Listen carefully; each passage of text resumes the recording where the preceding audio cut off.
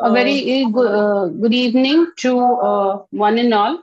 Request, esteemed faculty members and FOGSI office bearers, Dr. Jaideep sir, Dr. Madhuri Patel madam, and Ajay Mani sir.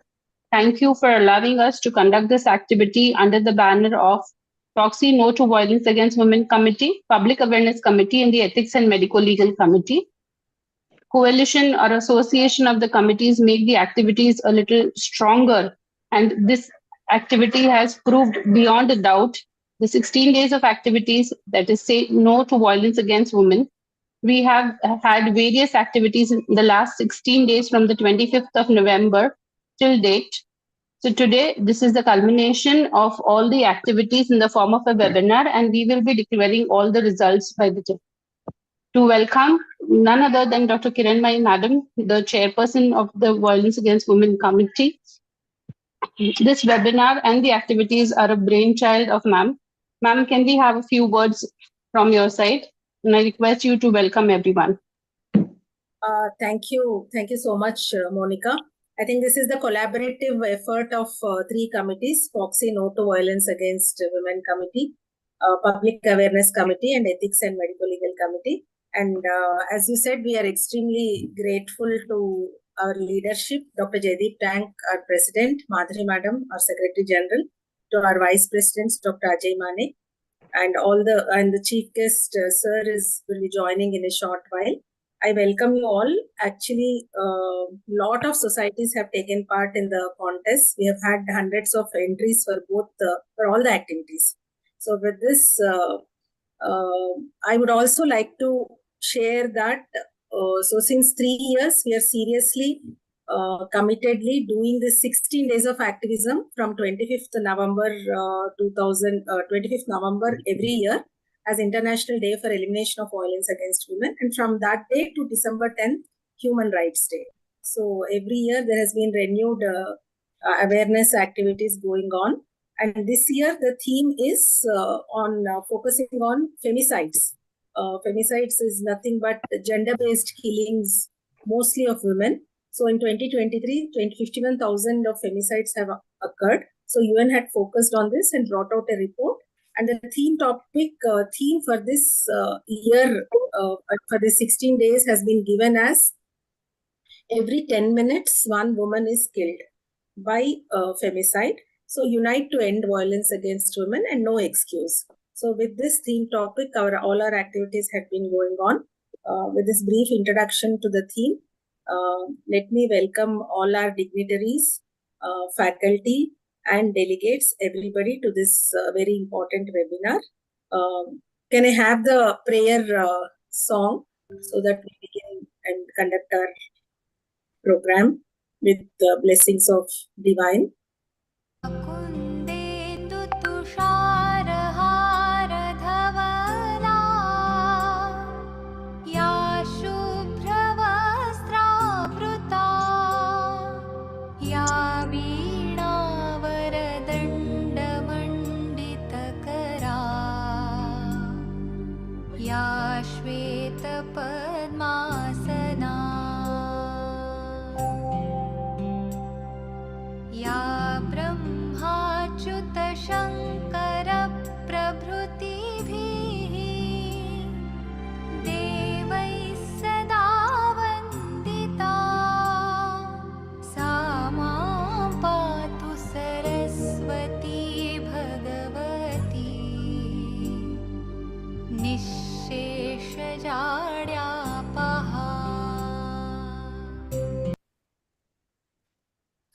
So with this, let me invite the chief guest for our webinar, none other than President FOGSI, Dr. Jaideep Tank, sir. Sir is also in charge for the No to Violence Against Women Committee. So all these year, he had been great support and also source of encouragement, always encouraging whatever the committee has planned, always there for all our activities. As you all know, sir is very busy with lot of projects. Project lead of FOGSI USAID projects 2020-24, the Bill and Melinda Gates Foundation project Adhuna, which is going on, and is not just a great mission. Oncology committee. Can you mute others, please? So sir is not just a great academician, but he's also instrumental in representing FOGSI and drafting the proposals either to the government or to FIGO or to various other stakeholders, the ART bill, surrogacy bill, BCPNDT, cesarean section, the oxytocin case, and so many other things. He had been our Secretary General. We know what all great things sir had done as Secretary General also. I hope sir will be able to join for short time. I have come, That is Kiran Bhai. possible. I have Sir, joined. thank you so much. Thank you so much. Sorry, I'm at another conference in Akola. That's why I got a little delayed. It means a lot that you could join today, sir. Thank you so much. Thank you. I know you were there. Thank you so much. Can you stop sharing the screen, Jyoti, Gauri, so that we can hear, sir? Yes. Thank you very much. Sorry, I got a little delayed. I'm at another conference and I just finished my session. Let me first begin by thanking and also congratulating the committees who have put this webinar together. But this is not really just another webinar, is it? It's actually a culmination of a lot of work that has gone in. And Kiran Mai, thank you very much for coordinating everything. And thank you to Jyoti and Priyankar for assisting along with this work. I think this has been a significant work, and I'm sure that everybody who's been a part of it feels that this is something which is going to be very important and also show a path forward. So again, thank you very much, Kiran Mai. Thank you, Priyankar, and thank you, Jyoti, for all your efforts. I'm very happy to share a platform with the guest of honor, Dr. Shanta Kumari. In fact, it was during Shanta's time, and it was her idea actually to start the Dhira movement, which now has taken momentum and is present globally. So congratulations for that, Shanta. And also, I'm very happy to see Dr. Madhuri Patel, our First Lady Secretary General, who has been very active in the field, and Dr. Meg, who's the national president of the AMWI. Thank you also, Ajay, for is the vice president in charge, and thank you everybody who's participating in this webinar. Advocate Nagaraj, Dr. Jamna Devi, Geeta, Dr. Jairani, Shailaja, Dr. Santwana, Dr. Archana, Aruna, Ashwin, and of course, Monica and Dr. Shatabdi, who are coordinating everything. Thank you for putting together this important webinar with some very important agenda items, amongst them the women-specific legislation in India, I think, which is really quite crucial. It needs to be not only friendly, it needs to be empowering also. And of course, we are going to declare the results of the contest, present all the activities and the contest results and the poster results. And of course, we're going to speak on the POXO Act, which Dr. Jamna Devi is going to do. So again, let me end by congratulating Kiran Mai, Jyoti and Priyankar for putting this whole activity together. And it is great to see FOGSI taking an active role in this. Thank you. Thank you, sir. Sir, we had 200 plus activities which covered 30,000 plus students and community connected media engagement, sir. All the societies have wonderful. Thank you, sir. Thank you. Great work done. Thank you. Thank you, sir. Thank you for joining, sir. Thank you. Thank you, sir. It was an honor to listen to you and have you with us today. I now request Dr. Jyoti Banglawala, Madam, the Chairperson of the Medical, Legal and Ethics Committee, to please introduce our guest of honor today. Thank you. I think Shanta Madam would join a bit late. We can have Madhuri. Yes, ma'am.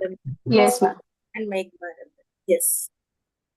So actually, as the talk sir said, Shanta Madam started this movement, and when Dr. Kiran Mai told us about this activity about 16 days, so everyone, every school and every society was involved. Everybody was so aware about this when they are doing the activities and they are sending to Kiran Mai or us. These are the movement we actually need to do, not on the 16 days in the year. It is the movement we should do each and every day whenever we seek any opportunity to do these things. And I am thankful to Dr. Kiran Mai also for involving me and Priyankur for this wonderful activity. And thank you to Dr. Jaideep Tank and Madhuri Patel Madam, who were always with us for such activities.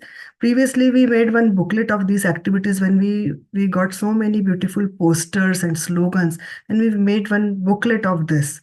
all three committees they met, and everyone was so keen to take that booklet. This year also we request Dr. Kiranmai to do such activity for these posters. Very beautiful posters we got. So formally, I want to introduce Dr. Madhuri Patel, Madam. She is our first Secretary General of FOGSI, and she is the Joint Secretary FOGSI in 2009 and committee member of FIGO preterm birth. She is Associate Editor General of Obstetric and Gynecology of India, Jogi, and Honorary Clinical Associate in Wadia Hospital, Parel, Mumbai. She is Honorary Consultant Police Hospital, Mumbai, and Visiting Consultant St. Elizabeth Hospital, Mumbai. Former Professor and HOD Obs-Gyn in ESICPG. Thank you, Jyoti. Thank you very much. Actually, madam, when we are doing such webinars about the violence against women or violence against healthcare worker, everybody should see in the YouTube or what a woman can achieve. Seeing you all actually, you all are the actually icon of your own field, and they should know about what is how you are actually representing the women. There are no it's actually encouraging for all the ladies to just see you all. So thank you, madam, for being with us. And I just seek your blessing in the webinar. Few words from you. Yeah. Thank you, Dr. Jyoti, for your kind and warm words. And what Jyoti has rightly said, that I am representing and Dr. Jaideep has also said, representing as a first woman Secretary General. It is, when you hold certain posts, the responsibility also is there. And, as a lady, as a woman, I assure everybody that whoever takes up the responsibility, they will fulfill these responsibilities, because we are very, very sincere and hardworking. So whenever everybody gets the opportunity, they really work very hard. And, I don't only say about women also, but even the men also, they work hard. With this, I would like to say, address to respected Dr. Jaideep Tan, our President FOGSI. He has done, whole year such a great activities especially for women's health, which we cannot forget throughout our life. Then Dr. Shanta Kumari, she worked for No to Violence Against Women, DIRA, No to Violence Against Women. So her activities, have really taken a shape, and it is globally known now. Then we have Dr. Mandakini May. She's also very, very active, our ICOG, past ICOG chair. And she has also done lots of activity under violence, No to Violence Against Women. Then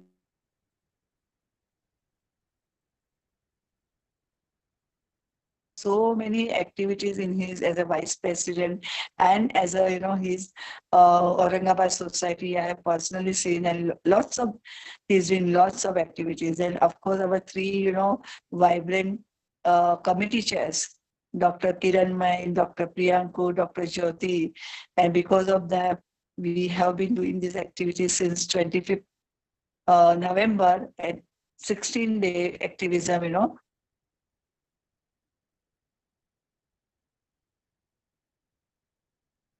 But you people are working very hard and making people aware about No to Violence Against Women. And I'm so happy to hear that more than 200 societies have taken part, and there are many, many posters, and everybody must be waiting for the result to come. Then we have today with us Dr. Advocate Vasudha Nagaraj, then our Jamuna Devi, Dr. Geeta, Dr. Jayarani, Dr. Shaileja, Dr. Satwana, Dr. Archana Verma, Dr. Aruna, Dr. Ashwin, Dr. Monica, Dr. Shatabdi, and I'm really happy to see Dr. Basab also, and Dr. Rekha also. Dr. Rekha has joined. She is from Reva Secretary, and I know her personally. And they all are small societies also are doing such a good activities, and we should appreciate them. And I had a chance to go to Reva, and they are doing really good work.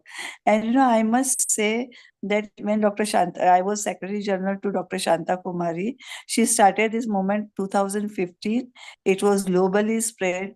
Even in FIGO, they have taken it as a challenge to this. And during her president post, they have done with the UNICEF the school program.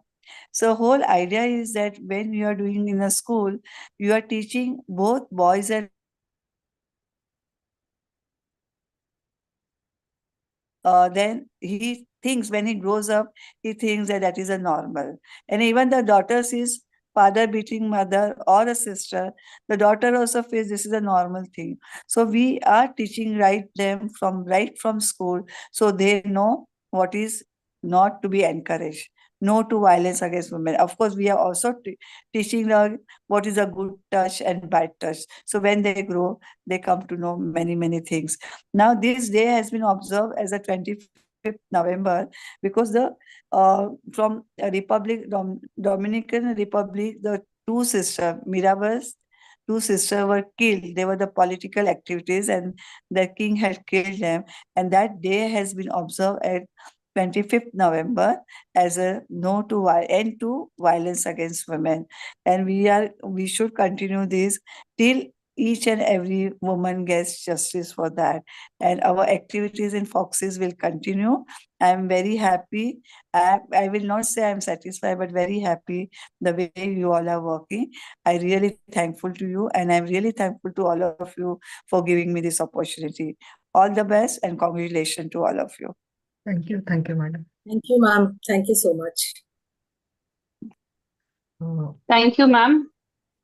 It was pleasure meeting you at Sholapur here for the last weekend. And your energy is contagious, ma'am. Thank you so much for your esteemed presence in this webinar and the blessings. I now invite Dr. Priyankur Roy, the chairperson of the Public Awareness Committee, to introduce our guest of honor, Dr. Mandakini Meg, madam. Can I say one thing? That Monica, Yes, ma'am. when I was there in Sholapur, she and her team has really taken care of me. And, she has given, me the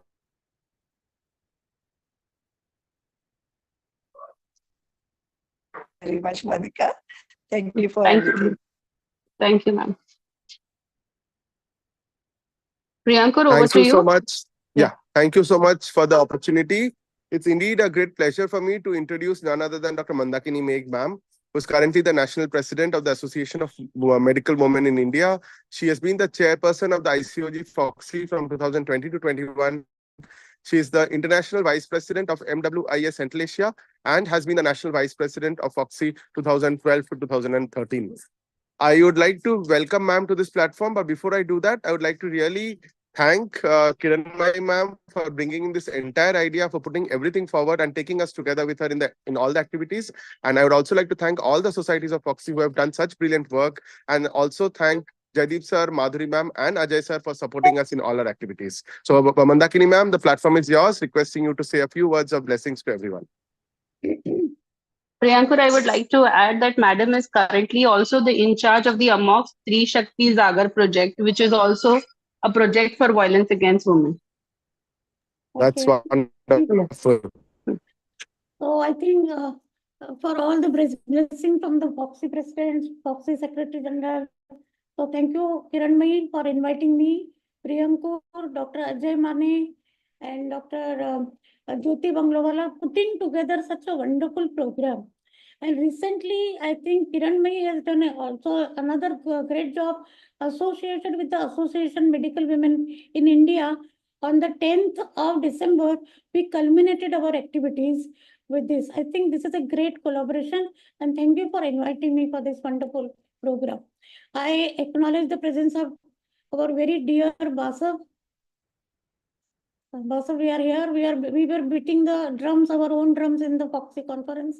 I can see Jayarani and Aruna Suman, Jamuna Devi, my Jayarani, and I think everybody's name I can't see everybody here. So good evening. As everybody has mentioned that United Nations theme, which is so important, I want to say here that as a president of Association Medical Women of India, though I am FOGSI also, I want to say that we are associated with the United Women, UN Women, and indirectly to the United UN Nations program. So we are deeply involved into the say no to violence against women. And these activities has been started simultaneously when the FOGSI also started. We all started these activities. And today, as Monica has mentioned, culmination of the activities which has been done so extensively by FOGSI, parallelly we also did it, but FOGSI has done extensive work. Kiran Mai has presented on the platform, national platform of AMWA, and we are very, very appreciative of it. Second thing is what exactly is that activism is not only for the leadership. It is, we are trying to make everybody active, spread the knowledge about the no excuse to the and unite campaign, and also we took a pledge. We took a pledge that exactly what we are going to do, how we are going to be committed. And Jyoti said that this is not only 16 days of activism. It is continuously we should be into. It should be, of course, we are focusing on 16 days, but it should be in their clinic. In AMWA, we printed the posters. We gave the slogans. Their activities also marked like FOGSI, and I think we have done a great job as far as the FOGSI and MWA is concerned.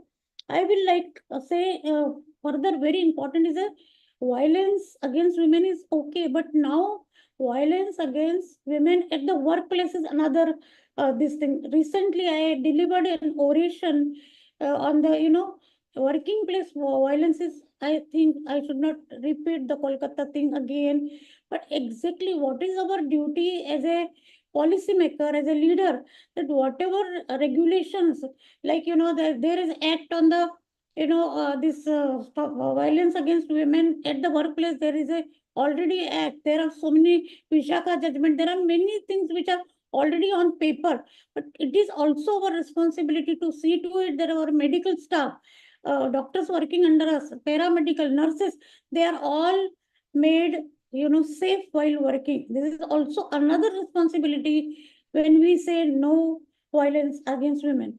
So with this, I think it is a great program, scientific program ahead. We are going to be given lectures by Jamuna Devi, others, all the experts, and I think you all collaborate with AMWI. We are connected with the Medical Women International, and last but not the least, I think there is a huge need for the strengthening of the services, training of doctors, which AMWA is doing at the world level, international level. At 52 countries, we are conducting. We already conducted the programs, training programs for doctors in say no violence to women, and how to examine in the rape cases, etc. This is a full module. I think you also join sometime whenever we invite you, and I think we all together can really make this world as a safe place for the women. With this, thank you very much for inviting. Thank you, ma'am. Thank you so much. Thank you, madam. Ma'am, I would like to acknowledge the presence of our Vice President in charge, Dr. Ajay Mane, sir, also for this session. And I would like to invite him for his words of wisdom to ma'am. Good evening, Ajay, sir. Please unmute yourself, sir. Good evening, sir. Yes. Can you hear me? Yes, sir. Yes, sir, now. Yeah. Thank you, Monica ji. Due to whom I am here only. Thank you. And respected Jaideep sir, respected Shanta Kumari ma'am, respected Madhuri ma'am, and respected Mandakini ma'am. After a long time, I am seeing Mandakini ma'am. See the face of a woman who is always active. She is the battery for all of us. I am seeing her since 25 years, and she's same as I have seen her 25 years before. So, ma'am, you are an encouragement for all of us. Thank you very much for being here in the program of all these three enthusiastic chairpersons, Dr. Kiran Mai, Dr. Priyankur, and Dr. Jyoti. And Dr. Kiran Mai, I congratulate you for the programs. More than 200 you endorsed just now. So congratulations, a big congratulations to you and all your coordinators, Dr. Shailaja and Dr. Santwana, and coordinators of PAC committee, Dr. Monica, and coordinator Shatabdi also, and coordinator of medical legal, Dr. Ashwin Rao. So I congratulate all of you, and I endorse the presence of all the stalwarts, Dr. G. Jamuna Devi, Advocate Vasudha Nagaraj, Dr. Geeta Balsarkar, Dr. J.R. Rani ma'am, Dr. Archana Verma ji, Dr. Aruna Suman, our own Aruna Suman ji from Hyderabad, and Dr. Basab from Kolkata, and all other near and dear friends. So thank you very much for attending in good number and for this program. The topics are very nice today, women-specific legislations in India, from paper to practice, because all the laws are there on paper. But in practicality, how they are implemented and what points are implemented and what not, they are going to be explained by Advocate Vasudha ma'am. And POXO Act and nuisance for OBGYN, Dr. Jamuna Devi will be speaking on that. And all results are to be declared. So I'm not taking so much time. So I congratulate all of you for conducting so much of best programs in last few days. And thank you very much for calling me here. Best luck. Thank you. Thank you, sir. Thank you Thank for you. all your appreciation and good words and encouragement. Thank you, Ajay sir, for those wonderful words. It means a lot to all of us, sir. I'm sure Shanta ma'am will join us in some time and we'll take her blessings once she joins us. But as of now, we will start off with the scientific session. And I would like to invite our coordinator for the first session, Dr. Santwana.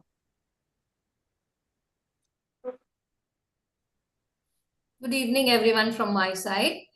I have been given the honor and privilege to introduce to you all our esteemed chairpersons tonight. We have some very important esteemed doctors as chairperson. We are very thankful to them who have consented to attend this very well-crafted and well-awaited webinar. I am very happy to welcome Dr. Geeta Balsarkar, Dr. Jyoti Banglawala ma'am, and Dr. Jia Rani Kamraj. Though they are all very eminent and very popular in their field, but I like to just read out few of the lines from their resume, their CV. Dr. Geeta Balsarkar ma'am. Ma'am is MD, OBG and DGO, DNB, Editor Emirates Journal of OBG, Present Secretary Mumbai OBG Society for 2024, recipient of lots of awards and has held many important posts in present and past in FOGSI. She is editor of Jogi also. Please grace the webinar, ma'am. Most welcome. Dr. Jyoti Banglawala, ma'am. She has 26 years experience in the field of OBG. She is Vice President in the OBG Society 22-24. She is recipient of various awards and recognitions, editor of many magazines and journals. We are honored to have you, ma'am, here. Please grace the occasion with your presence. Thank you. We have Dr. Jia Rani, K.S. Jia Rani Kamraj, ma'am. Ma'am is MD, DGO, FICOG, Diploma Reproductive Medicine, Germany, Senior Consultant of Reproductive Medicine, Infertility and Sexual Medicine, Director, Akash Fertility Center Hospital, and Veda Palace Hospital from Chennai. Ma'am is Joint Secretary for NFOG and holds various posts and received various awards. Most welcome, ma'am, to this webinar. We are honored to have you all here tonight. Ma'am, I'd like you to give some words of wisdom and appreciation for this webinar. And please introduce, ma'am, our guest speaker tonight, Dr. Vasudha Nagaraj. So let me start. Jyoti? Yes. Can you introduce? Yeah. Yes. We are actually, it is our opportunity to listen from the very legendary Dr. Vasudha Nagaraj madam. She is a full-time practicing lawyer for more than 20 years and she is actively associated in the women's movement in the Telangana state. Her litigation is spread across the courts in Hyderabad, criminal, family, civil courts and the High Court. Vasudha madam started her career defending several women prisoners who were convicted for killing their husband, children or being unfairly implicated in murders.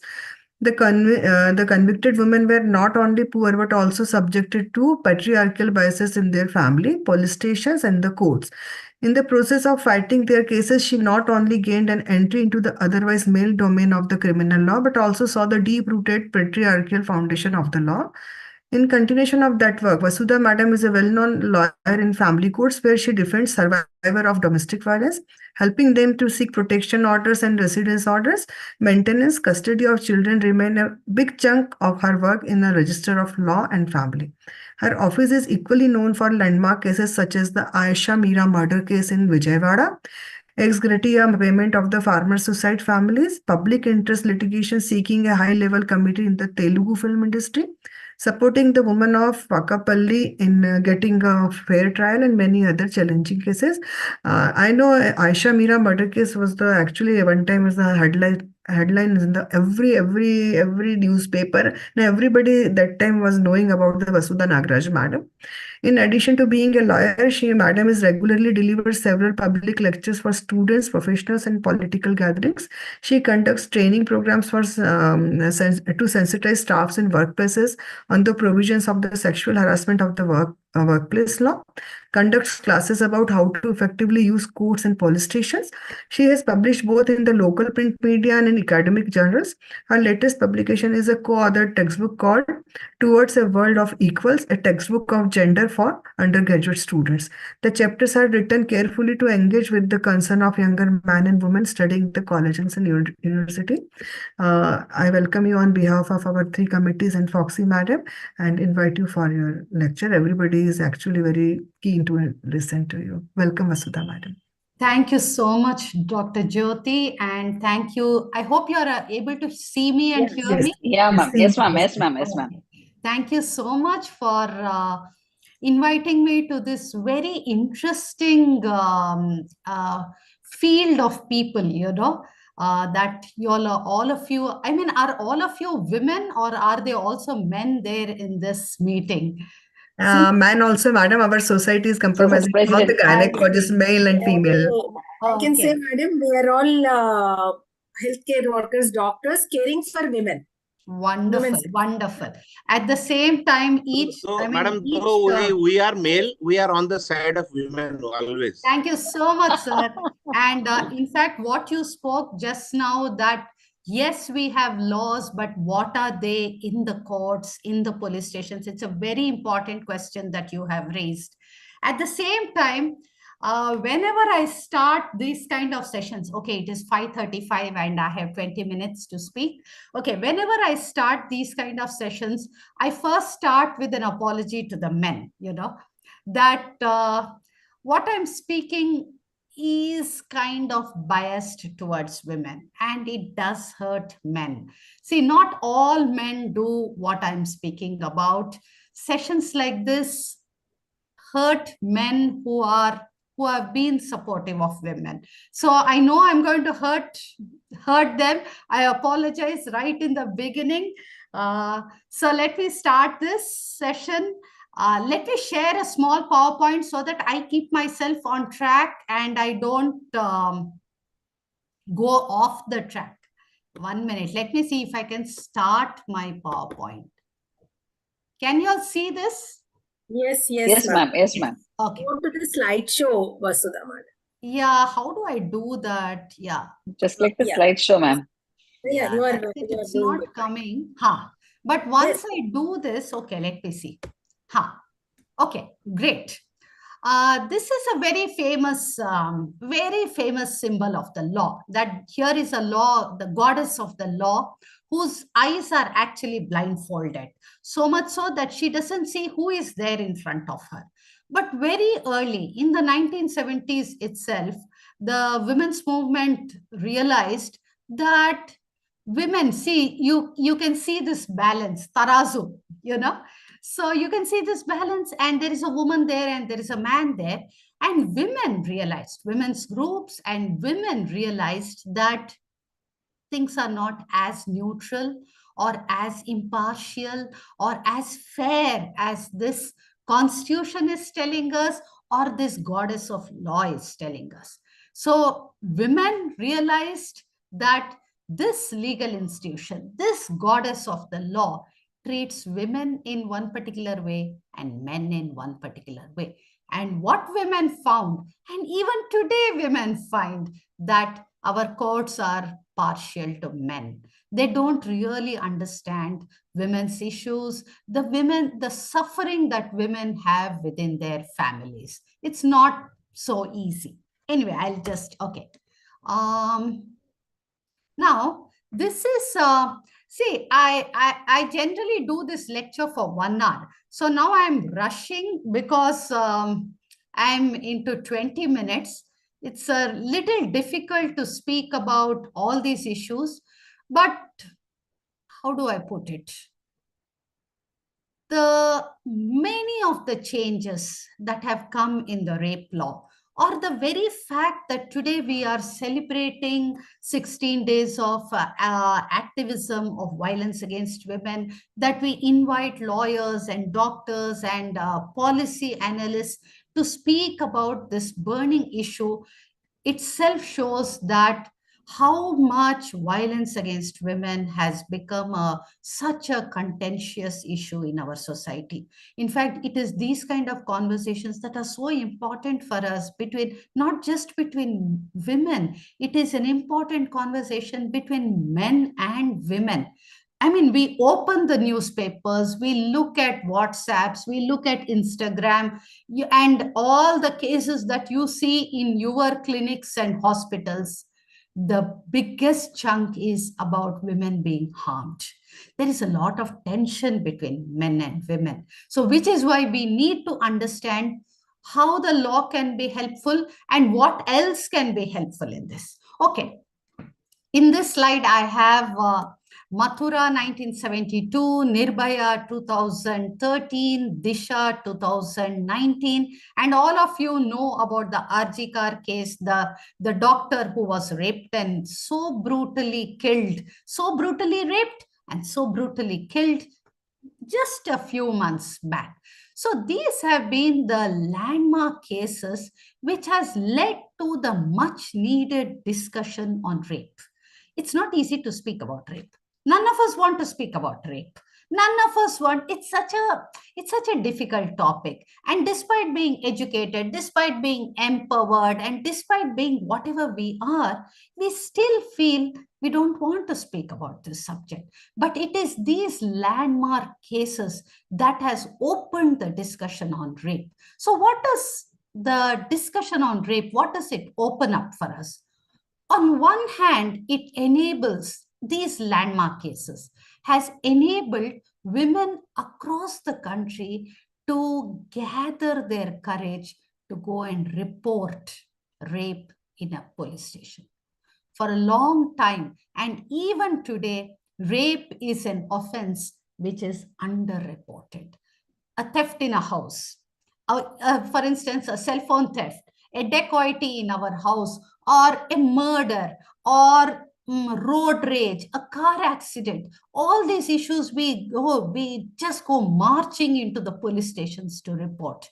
But do we report issues of rape or sexual violence or sexual harassment?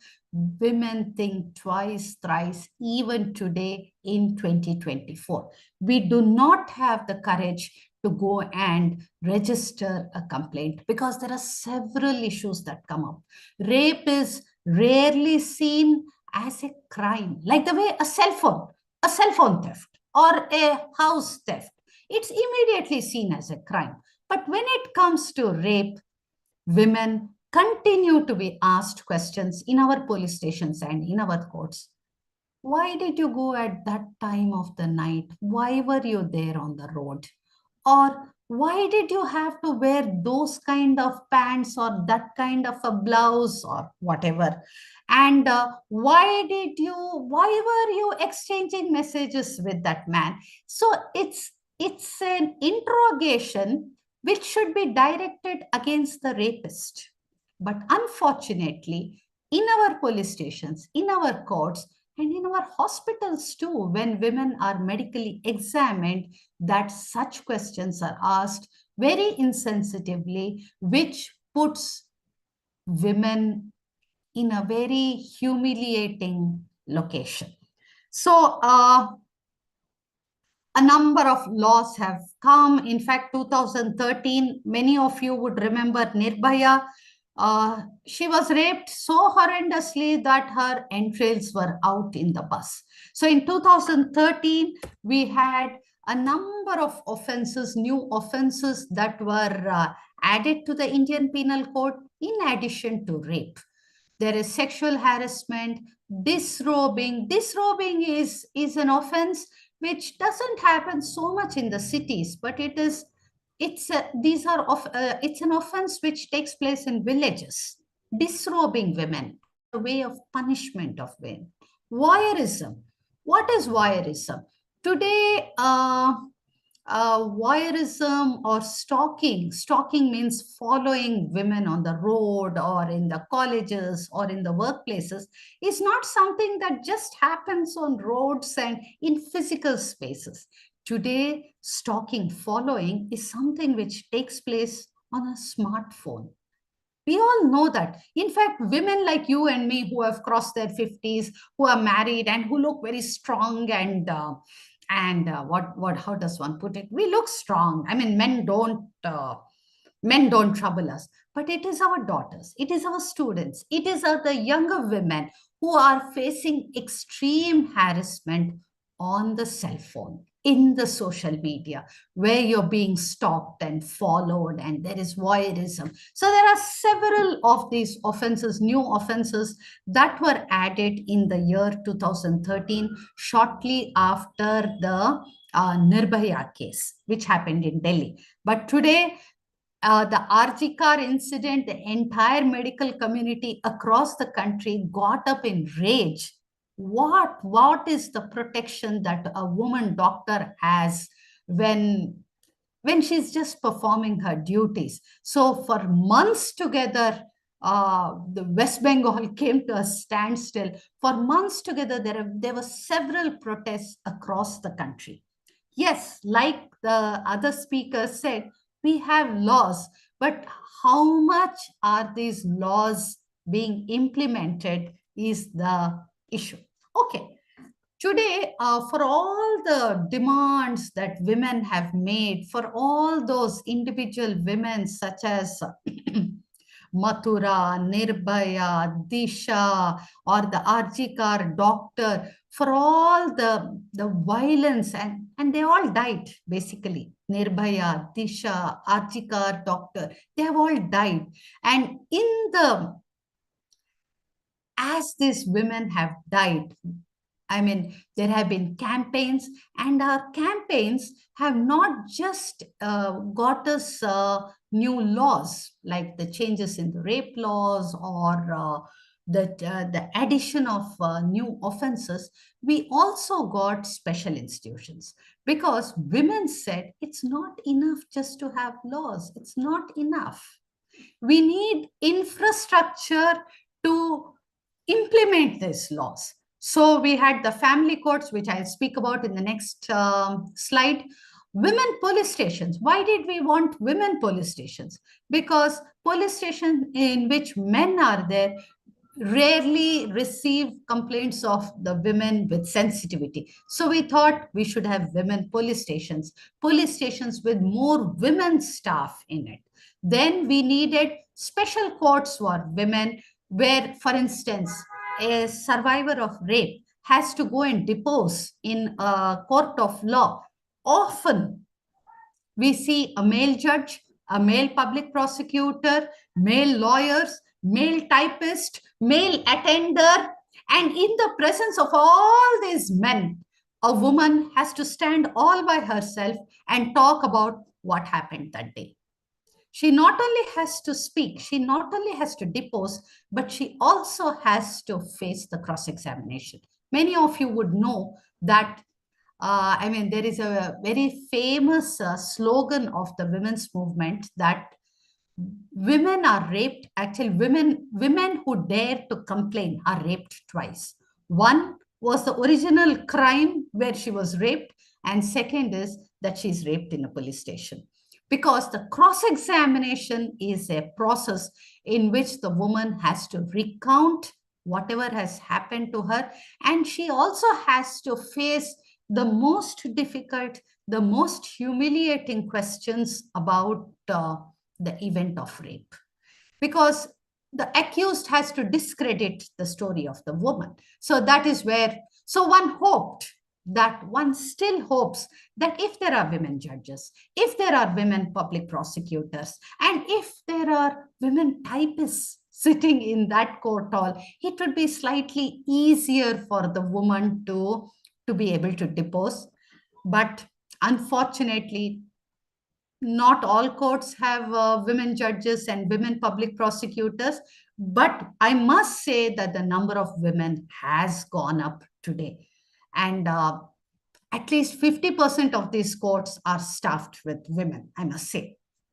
Okay, so this is okay. What is the foundation of sexual offenses or sexual harassment? What is the foundation of all this? See, before I go into this slide about consent, I must say that not all rapes happen by strangers. In fact, a majority of sexual violence, be it rape or be it sexual harassment, happens at home and within amongst known people, amongst familiar people. So often it is this, the yes and the no. The woman says no, but the man refuses to listen to the no. And amongst younger women today, it's possible that they would have agreed to going and having a coffee with the man, or agreed to having gone out to a bakery, or having gone out for a film, or having gone to a party or something like this. But younger women are saying that as soon as we agree to that film or the bakery or the coffee, men assume that we are agreeing to sexual intercourse. So that is where, in fact, the younger women today are posing very different questions from our age group, because in our age group, women rarely ever said yes to anything. But today's younger women are saying yes to certain transactions, but saying no to certain other transactions. And this is something which most men are unable to understand. And this is where the rapes, forcible sexual intercourse is taking place within familiar people, within known people, within the home. So rape is not something that takes place on a lonely road or like the RG car incident. Much of the rape is taking place amongst people whom we know. Okay, now in fact, here since I'm speaking to the medical community, I want to add one issue here. I don't know how many of you have known that during a medical examination of a sexual survivor of violence, the two-finger test is no longer allowed. That is something the Supreme Court has repeatedly said, that why do you need to have a two-finger test? Why do you need to know whether the hymen is intact or not? Why is it that you cannot just look at the injuries and say whether there has been a penetration or not? Or why can't you, what does one say? Why don't you? And of course, if the woman has come immediately, there will be semen stains and all that. So just limit yourself to that kind of fact gathering. Why do you have to go into this two-finger test, which is such a conservative test? So the Supreme Court has banned the two-finger test.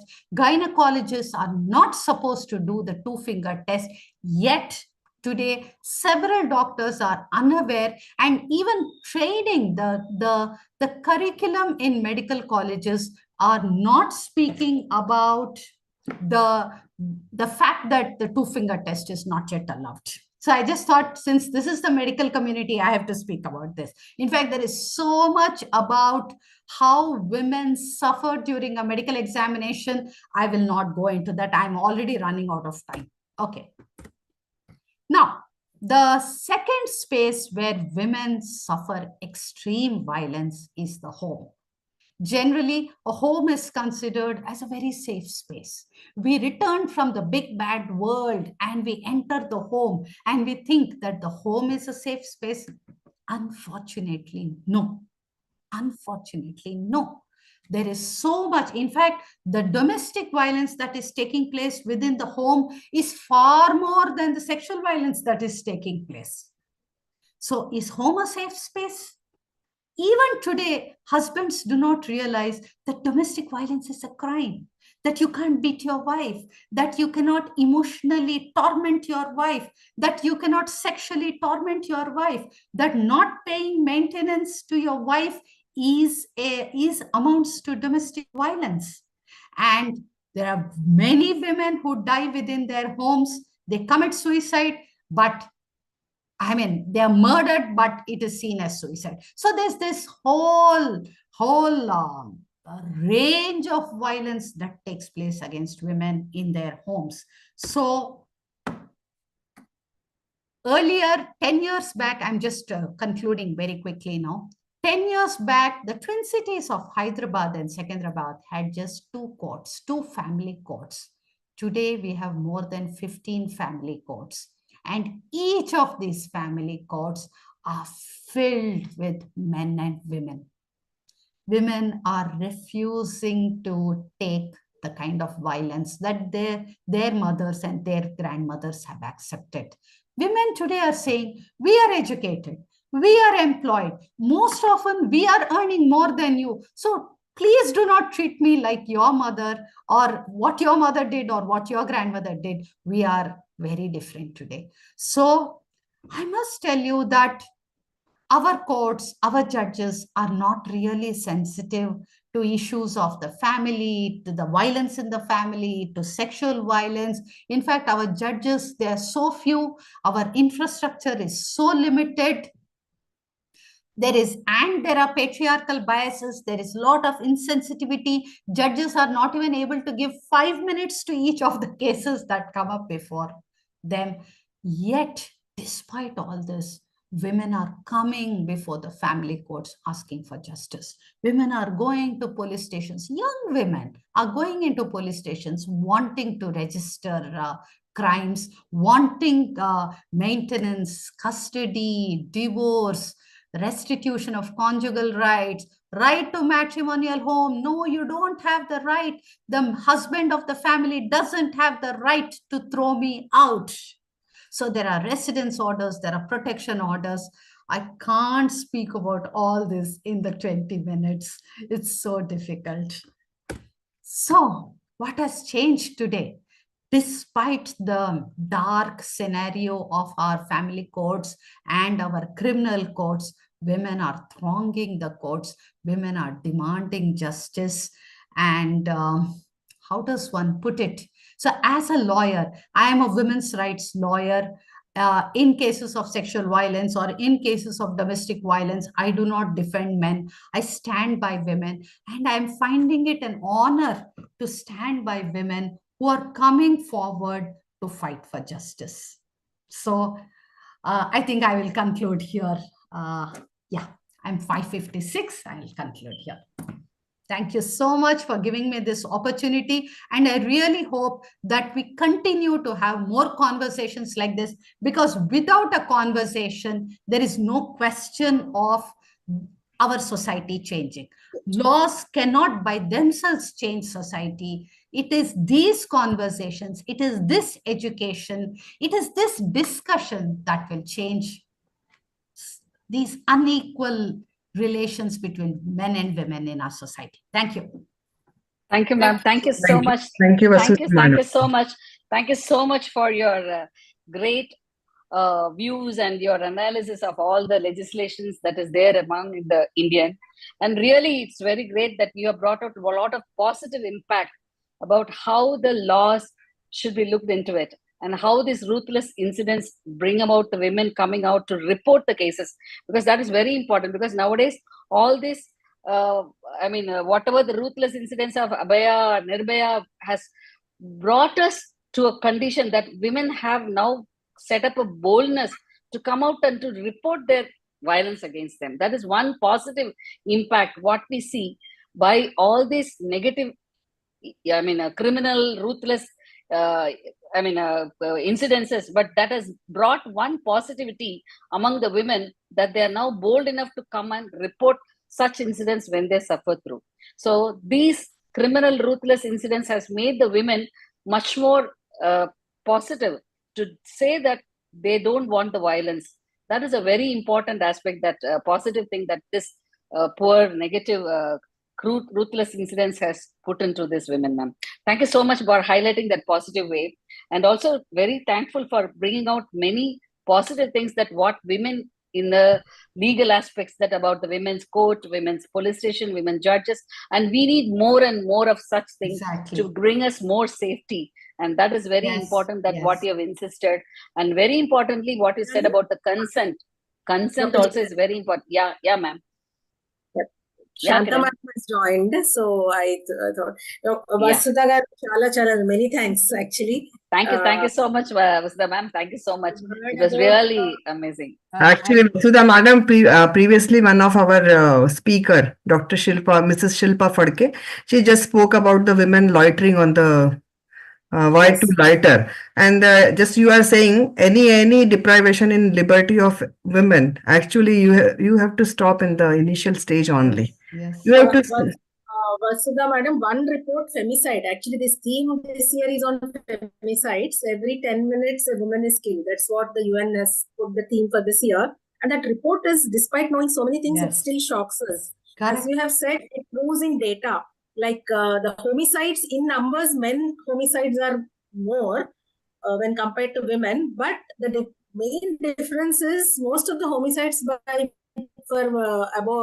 of men are done by strangers or by other men, whereas women homicides, 80% of them occur at home and by the partners and the family. That is a whole difference. I think Shanta Madam has joined. Madam, thank you to have you. Dr. Shanta Kumari Shekaran Madam is the treasurer of international organization of ours. She is, I think, the first woman from India to represent India as a woman office bearer of the FIGO. She has been past president, and she has made this No to Violence Against Women as a theme topic for the entire year. And since 2013, we have been working on this theme. She has brought out a campaign called Dhira, where, as you have said, instead of talking between us, we started talking with others, other stakeholders. Like the first time, Madam had brought police, then the Women's Commission, and so many other, specialities and all, and communities. Men, we had a bike rally by men, which was hugely successful.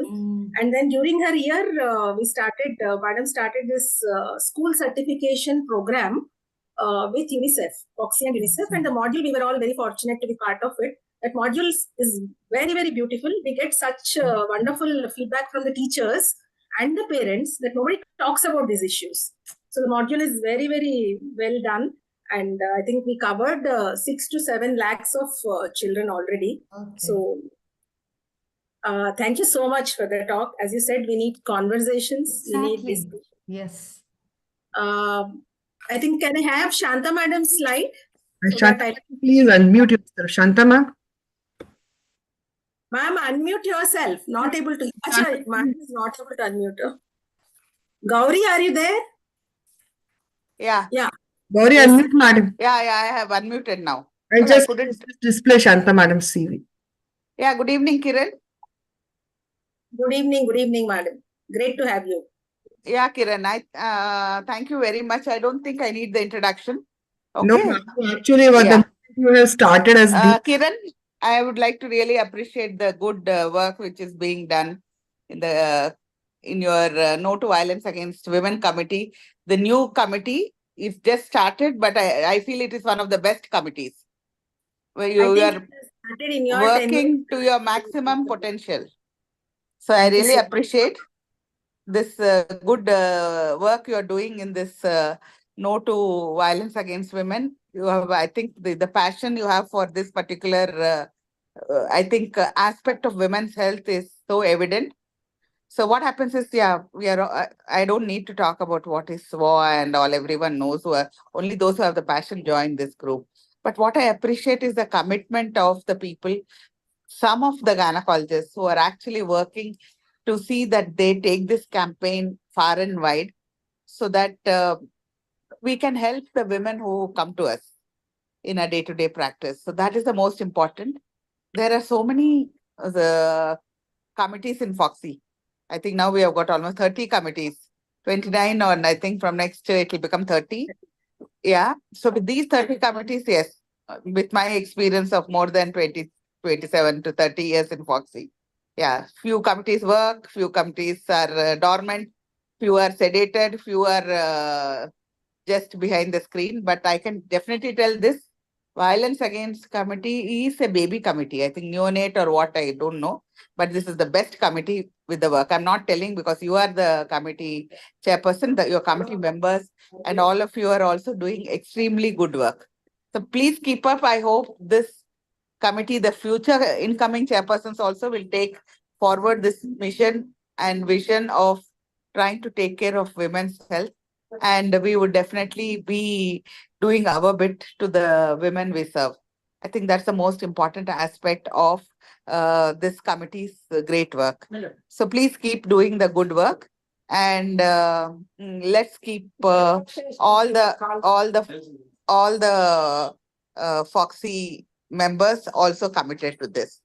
So wish you all the best. Thank you. Thank you. Thank ma'am. you, ma'am. Yes, Thank Okay. you so much. And you are there always, right from Dira to forming the committee and encouraging and guiding. Yeah.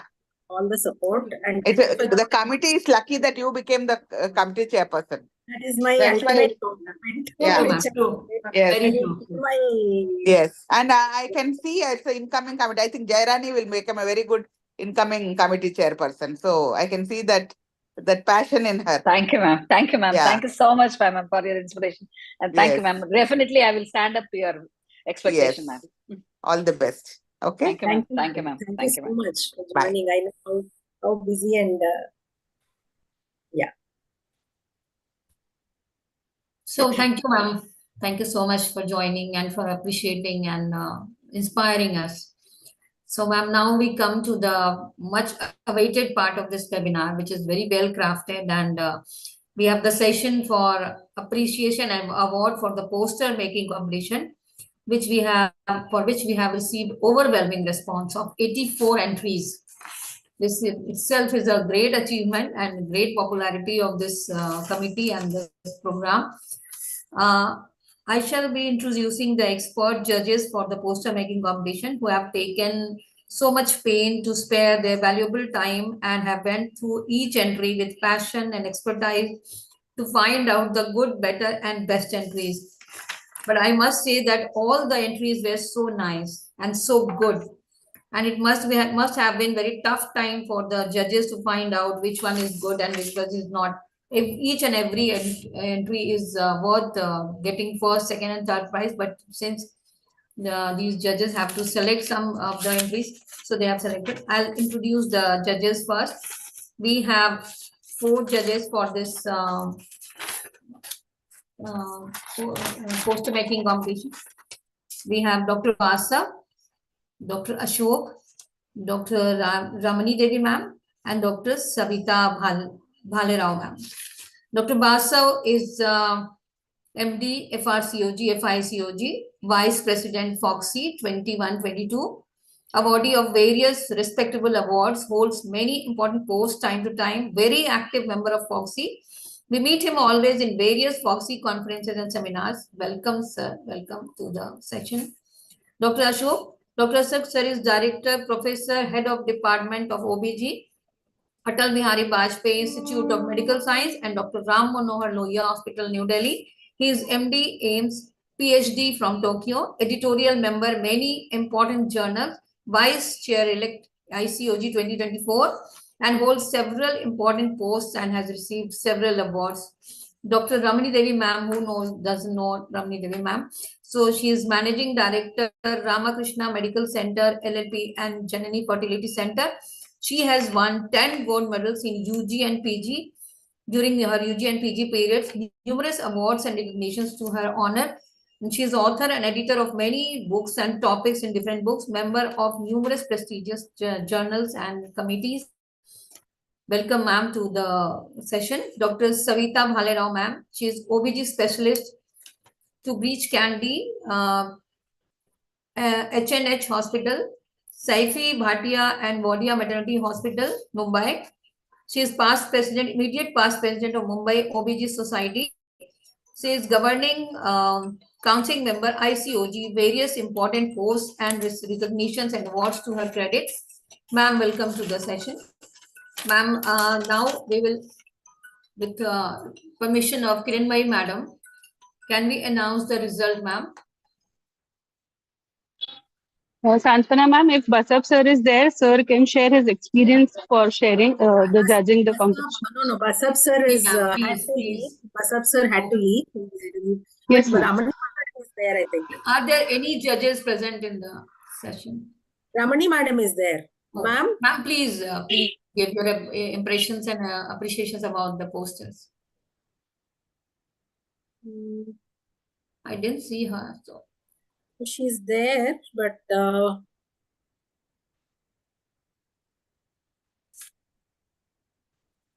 Ramani madam? Madam is there, ma'am. Ma'am, please unmute yourself. I can see Madam log.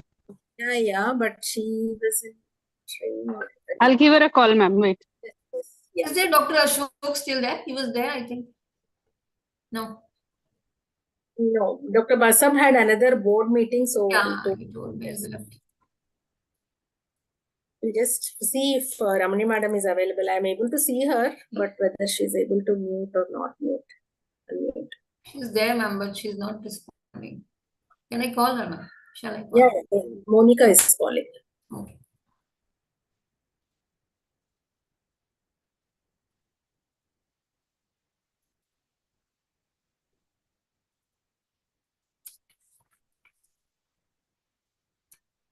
More suspense. Ma'am, Madam is, I think, speaking to somebody. That is why she's not unmuting because I can't get through her on the mobile also. Okay. Shall we go ahead? 1 minute, ma'am. 1 minute, just wait. Yeah.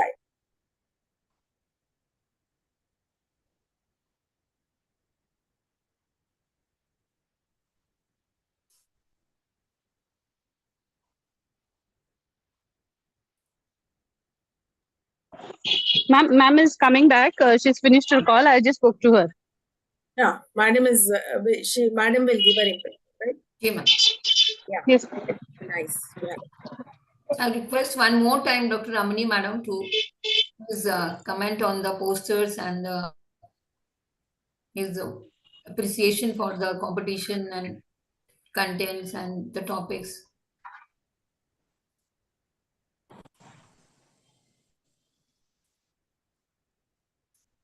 Hello? Ma'am, yeah, we are able to hear you. Please. Thank you for joining despite, the oration that you mentioned. Sorry, I called from the hospital. Okay. Thank you so much, ma'am. See, regarding the posters, I think almost more than 50% of the posters were of good quality. Like you have given certain points, no, whether it should contain the law, it should contain some of the important things you have given already. So all those things were met with only in certain entries only. So based upon that only, I had valued all the posters. But in general, I should say that the attempt each person has made to make the poster was excellent. This has Kiranmai? Ji, ma'am. Yes, ma'am. Yeah. Thank you. Yeah. Actually, we thought the idea was if the posters are really, depicting everything that we have given in the mark sheet, we can send to all our societies to put them up in the clinics because, that a lot of, in their clinics and hospitals. So I think the winners posters we can definitely send to. I will, that's what I will suggest. The prize-winning posters, you can send it across and that we can play it in our hospital. That will be ideal. Thank you, ma'am, for meticulously judging. Thank you. Thank you so much. Thank you, ma'am. I think Santana, you can go ahead. Yeah, ma'am. So shall we go with the results, ma'am? We have 84 entries, which is a very encouraging number. So many doctors have attempted to make the posters and all the posters have come up so well. Most of them are within the restrictions that we had put about the content, about the art form. So every poster is worth getting awards, but since there are only few awards to be ranked as first, second, and third. So there are few awards. But I'm sure Kiran Bhai Madam has decided to give appreciation award to each and every participant, and we all acknowledge and appreciate the attempts made by all the participants. So we will first of all announce the first prize. I'm very happy to announce Dr. D. Govathami from Vijayawada. He gets the first award, first prize. Dr. Saab, congratulations. The poster is really very nice, and it is covering all the rules and regulations and all the restrictions that we have put for the poster. It's the best poster, and all the judges have consented for first prize to you. So Dr. Saab, congratulations. Congratulations. We have only one first award. Second prize, we have for two candidates for the second prize. Even this poster is very nice, very well crafted, very well designed. This goes to Dr. Sajna Ji from Vijayawada. So Vijayawada gets 2 awards. Congratulations to the Vijayawada team. And this poster is also very nice, very innovative, and well crafted, well designed. Congratulations once again. We have one more participant getting second prize for this poster competition. Dr. Rajanya Gupta. Dr. Rajanya Gupta, congratulations. We are so happy that you received this award. This poster is also very nice, very good looking, and I'm sure ma'am will just send to each and every society member. We will just display this poster in our clinics and our hospitals. It's a very eye-opener poster. So many details here, just put here, helpline and everything. So congratulations, Dr. Rajanya Gupta. Here is your certificate. Third prize, we have 3 lucky members for third prize. And these posters are also very nice, very well designed. Third prize goes to Dr. Vipul Sarvaiya from Bhavnagar, Gujarat. Dr. Vipul Sarvaiya from Bhavnagar, Gujarat. Congratulations. Congratulations for this idea, and you have come up with such nice poster. It's really very attractive and very informative. We have one more third prize winner. This is Dr. Mariam Ali from Bhopal. Dr. Mariam Ali from Bhopal, congratulations. You get the third prize. And the poster is really very nice and very innovative. And it's made the color choice, the content, everything is very good. So congratulations once again. We'll be very happy to put this poster in our clinics. Third prize, one third participant for third prize is Dr. Sneha M. Again, Vijayawada. Vijayawada, congratulations. We have so many artists in Vijayawada. Vijayawada is just leading the poster competition. So all the team members, congratulations. All the participants, congratulations. Thank you so much for participating. We are looking forward for more such participants in next program. Thank you so much. Thank you, ma'am. Thank you so much for giving me the opportunity, privilege, and honor to join this webinar and conduct the show. Thank you so much, everyone. Thank you, Santwana. I think we got 84 posters. Yeah, I think that it's a great honor and great entry and big number. Yeah, thank you. Thank you for coordinating and helping with all. Thank you. And Dr. Santwana and Dr. Shailaja from No to Work Committee have done tremendous work and they helped me so much. Thank you so much. Shailaja ma'am is traveling, so she's not here, but she was there all the time. All the time she was supporting and just guiding us all the time. Abhi 1 ghanta pehle bhi I was talking to her. She's all the time online, but she's not coming on the screen. Thank you, ma'am. Thank you so much. Over to the session 2, I think. Session 2. Yeah.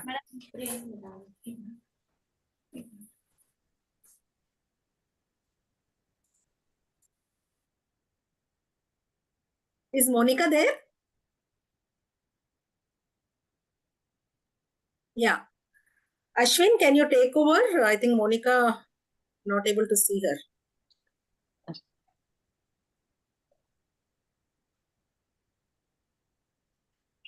Monica is there. Monica is there. She's not able to unmute. Okay. Oh. Yes, thank you. Thank you, ma'am. I see there is some issue with unmuting. Yeah. Yeah, Yes, Monica is now unmute. Yeah. We lost Yes, you. ma'am. Ma'am, should I carry forward with the next session, ma'am? Yeah, yeah. Monica, yes. Yeah, please. Yes, ma'am. I take privilege in introducing our chairpersons for the next section, Dr. Archana Verma, madam. She has been the vice president of FOGSI in 2021. She is the founder president of West UP chapter, the organizing chairperson of UPCOG 2020. She has numerous awards to her credit, and she has been the past chairperson of Public Awareness Committee. We welcome you, ma'am, as a chairperson for this session. Our next chairperson, please. Dr. Priyankur Roy, he is currently the chairperson of the Public Awareness Committee and the president of WATOG. He has done numerous activities in his tenure and has taken public awareness to greater height. We welcome you, sir. Our next chairperson is Dr. Aruna Suman Madam. She is a professor and head of the Department of Government Medical College, Telangana. She has been the joint secretary of FOGSI in 2021, and she has been the organizing secretary of AICOG Hyderabad in 2024. We welcome you, ma'am, to chair the session and introduce our next speaker.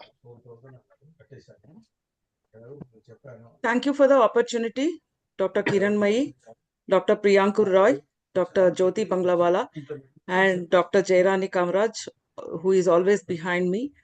And respect to our President, FOGSI, Dr. Jaideep Tangsar, and Madhuri Patel, ma'am, Secretary General. It's very nice to share the platform with you all today.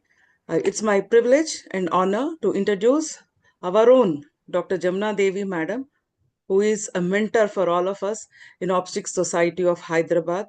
She teaches us everything. Thank you, ma'am, for being here today with us. She's a senior consultant obstetrician gynecologist at Yashoda Hospital, Secunderabad, also a medico-legal advisor. Specializations are, she's from Kakatiya University, Warangal, post-graduation Usmania University, Hyderabad, fellow of Indian College of Obstetricians and Gynecologists, law graduate from Usmania University, Hyderabad, management graduate from Symbiosis, total quality management from NICET, AP Government, Hyderabad, current positions, chairperson of State Medical Legal Committee currently, vice president, Menopause Society, Hyderabad, and secretary for Telangana State Society, and honorary treasurer for Family Planning Association of India, member of core committee of Dhira Project of FOGSI, member of MTP committee. I welcome you, ma'am. Thank you so much, Aruna. It's always a pleasure to be with all of you. And I think without much ado, I think we should move on to this, because I think everybody will be Saturday evening. So all of us are in a holiday, mood in a Sunday holiday. So thank you for that kind words, and thank you, Kiran. Thank you, Jyoti, and thank you, Priyankur, for involving me in this program. Wow, I think we are all passionate about it, and still we are working for this committee. So now today we are just going to talk about what are the challenges and controversies and dilemmas and controversies about this POGSO. I think you all would agree that we all have to learn about this POGSO Act, and I think by this we can make a lot of difference. So in this, I'm going to speak on what is the timeline, what are the statistics, national and state-wise, and what is the significance of POGSO, and what are the mandatory rules, and what are the punishments, and what are the special situations. We all know that in 2012, the Protection of Children from Sexual Offences was enacted, and it was entered in the Gazette of India. And before this, it was, all these cases of, sexual abuse among children and everything was in the Juvenile Act. And they were not getting that, it was just generalized. But now this act has made, the most important provisions they have come out with.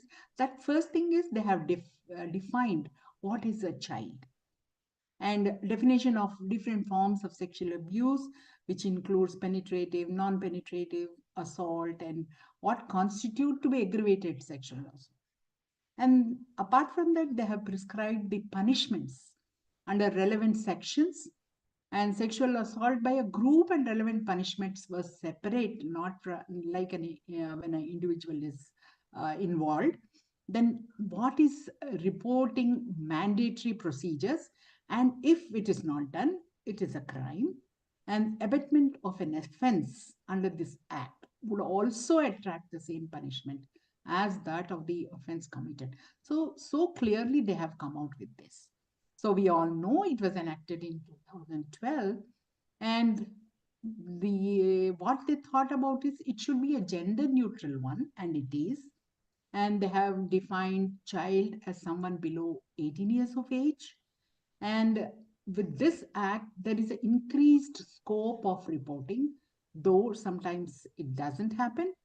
And sexual assault includes now non-penetrative as well as penetrative under section 3 to 10, and includes punishments for persons in positions of trust, of authority, like public servants, staff, educational institutions, or the police, and so many other things. So, and according to this act, they have given special provisions, like the courts should be child friendly, and a special public prosecutor should be is appointed, and it's taken care that the perpetrator is never facing the victim. So this was mandatory, and legal aid is very free. And here, Child Welfare Committee gets involved, and there is a compensation to the survivor. So now, recently in 2012, under Section 43, it provides that central government and every state government will take all measures to give wide publicity to the provisions of this act. So in accordance with this, the government has taken various steps from time to time so that they can create awareness of the provision of this FOGSI Act, like through electronic, print media, consultation, workshops, training, and programs with stakeholders who are concerned. And we are also doing that. Further, in addition to that, in 2020, the Ministry of Women and Child Development notified new FOGSI rules. What is that? It replaces some of these previous FOGSI rules which were framed in 2012. Now here in 2020, they have stipulated that the central government and every state government shall prepare age-appropriate educational material and curriculum for children so that they can inform them about the various aspects of personal safety. And these rules are stipulated that suitable material and information may be disseminated by the respective governments in all the public places, such as panchayat bhavans, community centers, schools, colleges, bus terminals, railway stations, places of congregation, airports, taxi stands, cinema halls, and such other prominent places. And I think we are also doing, and apart from that, internet and social media also. And we, as obstetricians, we are doing a bit of that. So now coming to the statistics, the child sexual abuse reported to Childline in 2017 and 19. Imagine that it was 1,14,000 cases were reported. Isn't it a big number? And National Crime Bureau, Record Bureau statistics says that 1,06,000, I mean almost close to 7,000 cases of crime against children were reported. That means there is a rise of 13.6% when compared to previous years. So though there is awareness and all that, but still there is continuous progression in crime against children. And total 36,000 children were abused, where cases under the Protection of Children from Sexual FOGSI Act accounted to 33.68% of all cases of crimes against children. And 95% of cases of women and girl victims of rape offenders were known to be known to the victim. So that is where it we have to be very careful over the person who have a trust. And imagine this now, age profile of the victims of rape in 2021. What is that say that? Below the age of 6 years, it is 675, and 6 to 12, it is 3,297, and 12 to 16, 13,000. Then 16 to 18, it is 16,000. Now, there are so many pending cases for trial under POCSO, which are increasing in number. And in January 2022, it is almost 2 lakhs. And this is the number which is increasing. So now I think you all will agree with me that we all should understand about this POCSO. Oh. Yes. So the cases relating to rape of women more than 18 years under IPC 376, it is 9,779, 37%. And cases under POCSO Act are 16,000. That means it is almost 62%. So the total cases relating to rape and POCSO include almost 100%. So this is something we have to ponder on. And imagine this state-wise conviction rate under POCSO in last 3 years. Can you see that all these states, there is some decrease, there is increase, and I will just show you the next slide where you see that in Northeast countries, states, it is 80%. It's huge number. And you see Uttarakhand, Manipur, Jharkhand, we have 50%.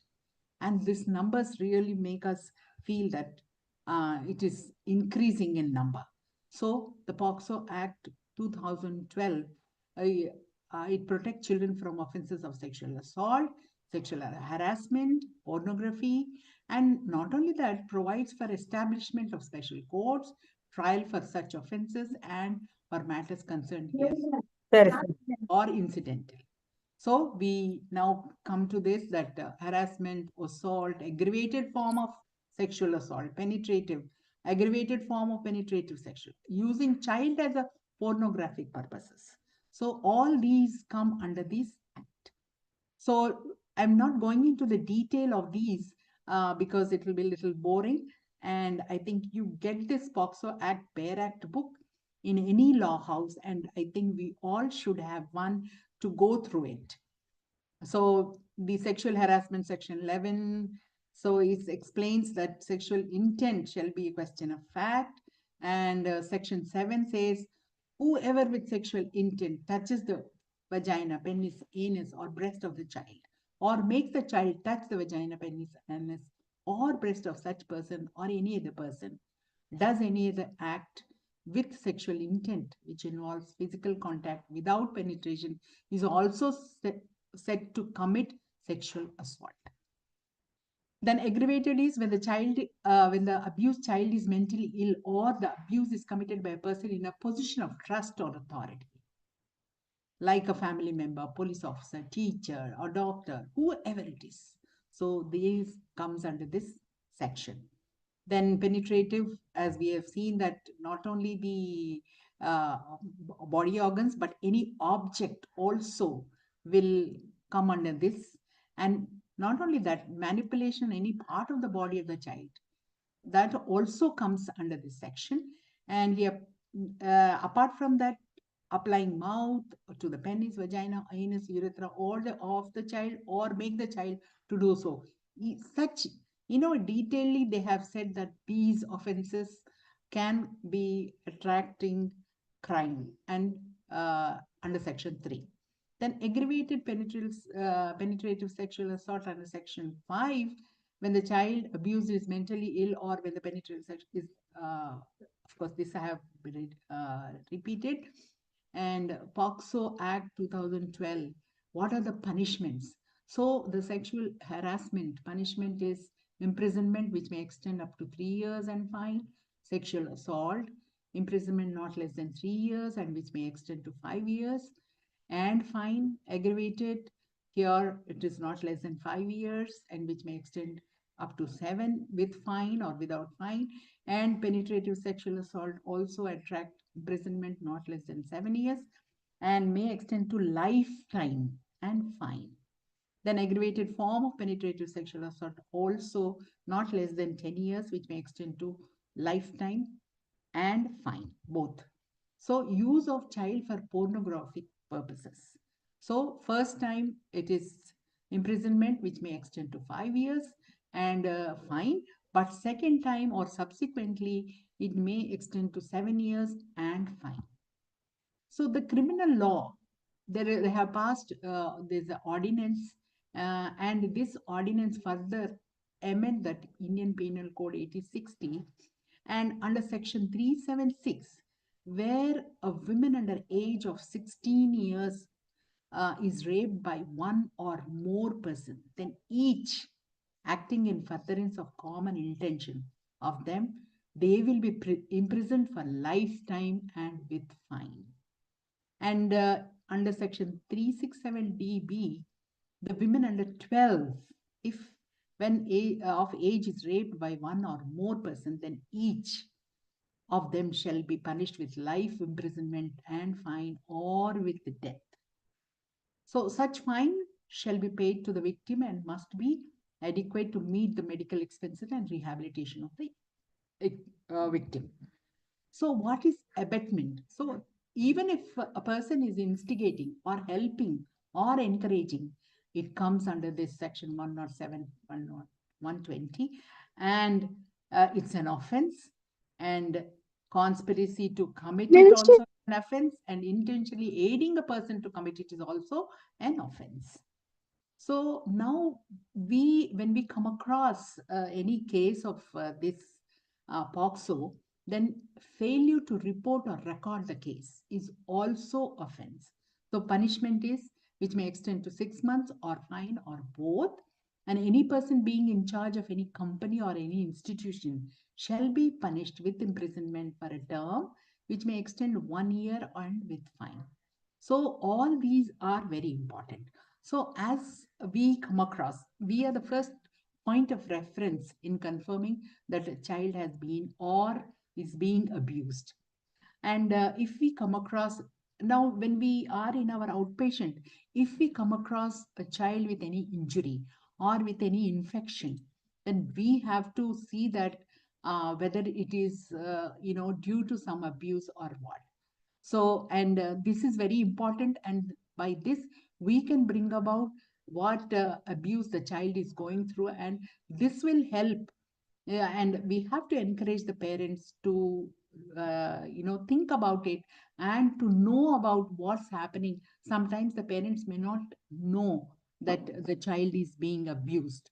So as if we have that even smallest hint of that, then we should encourage the parents to find out about those issues. Then duty of doctor is to take consent. But who can give consent for examination? So any victim more than 12 years we have to take a consent.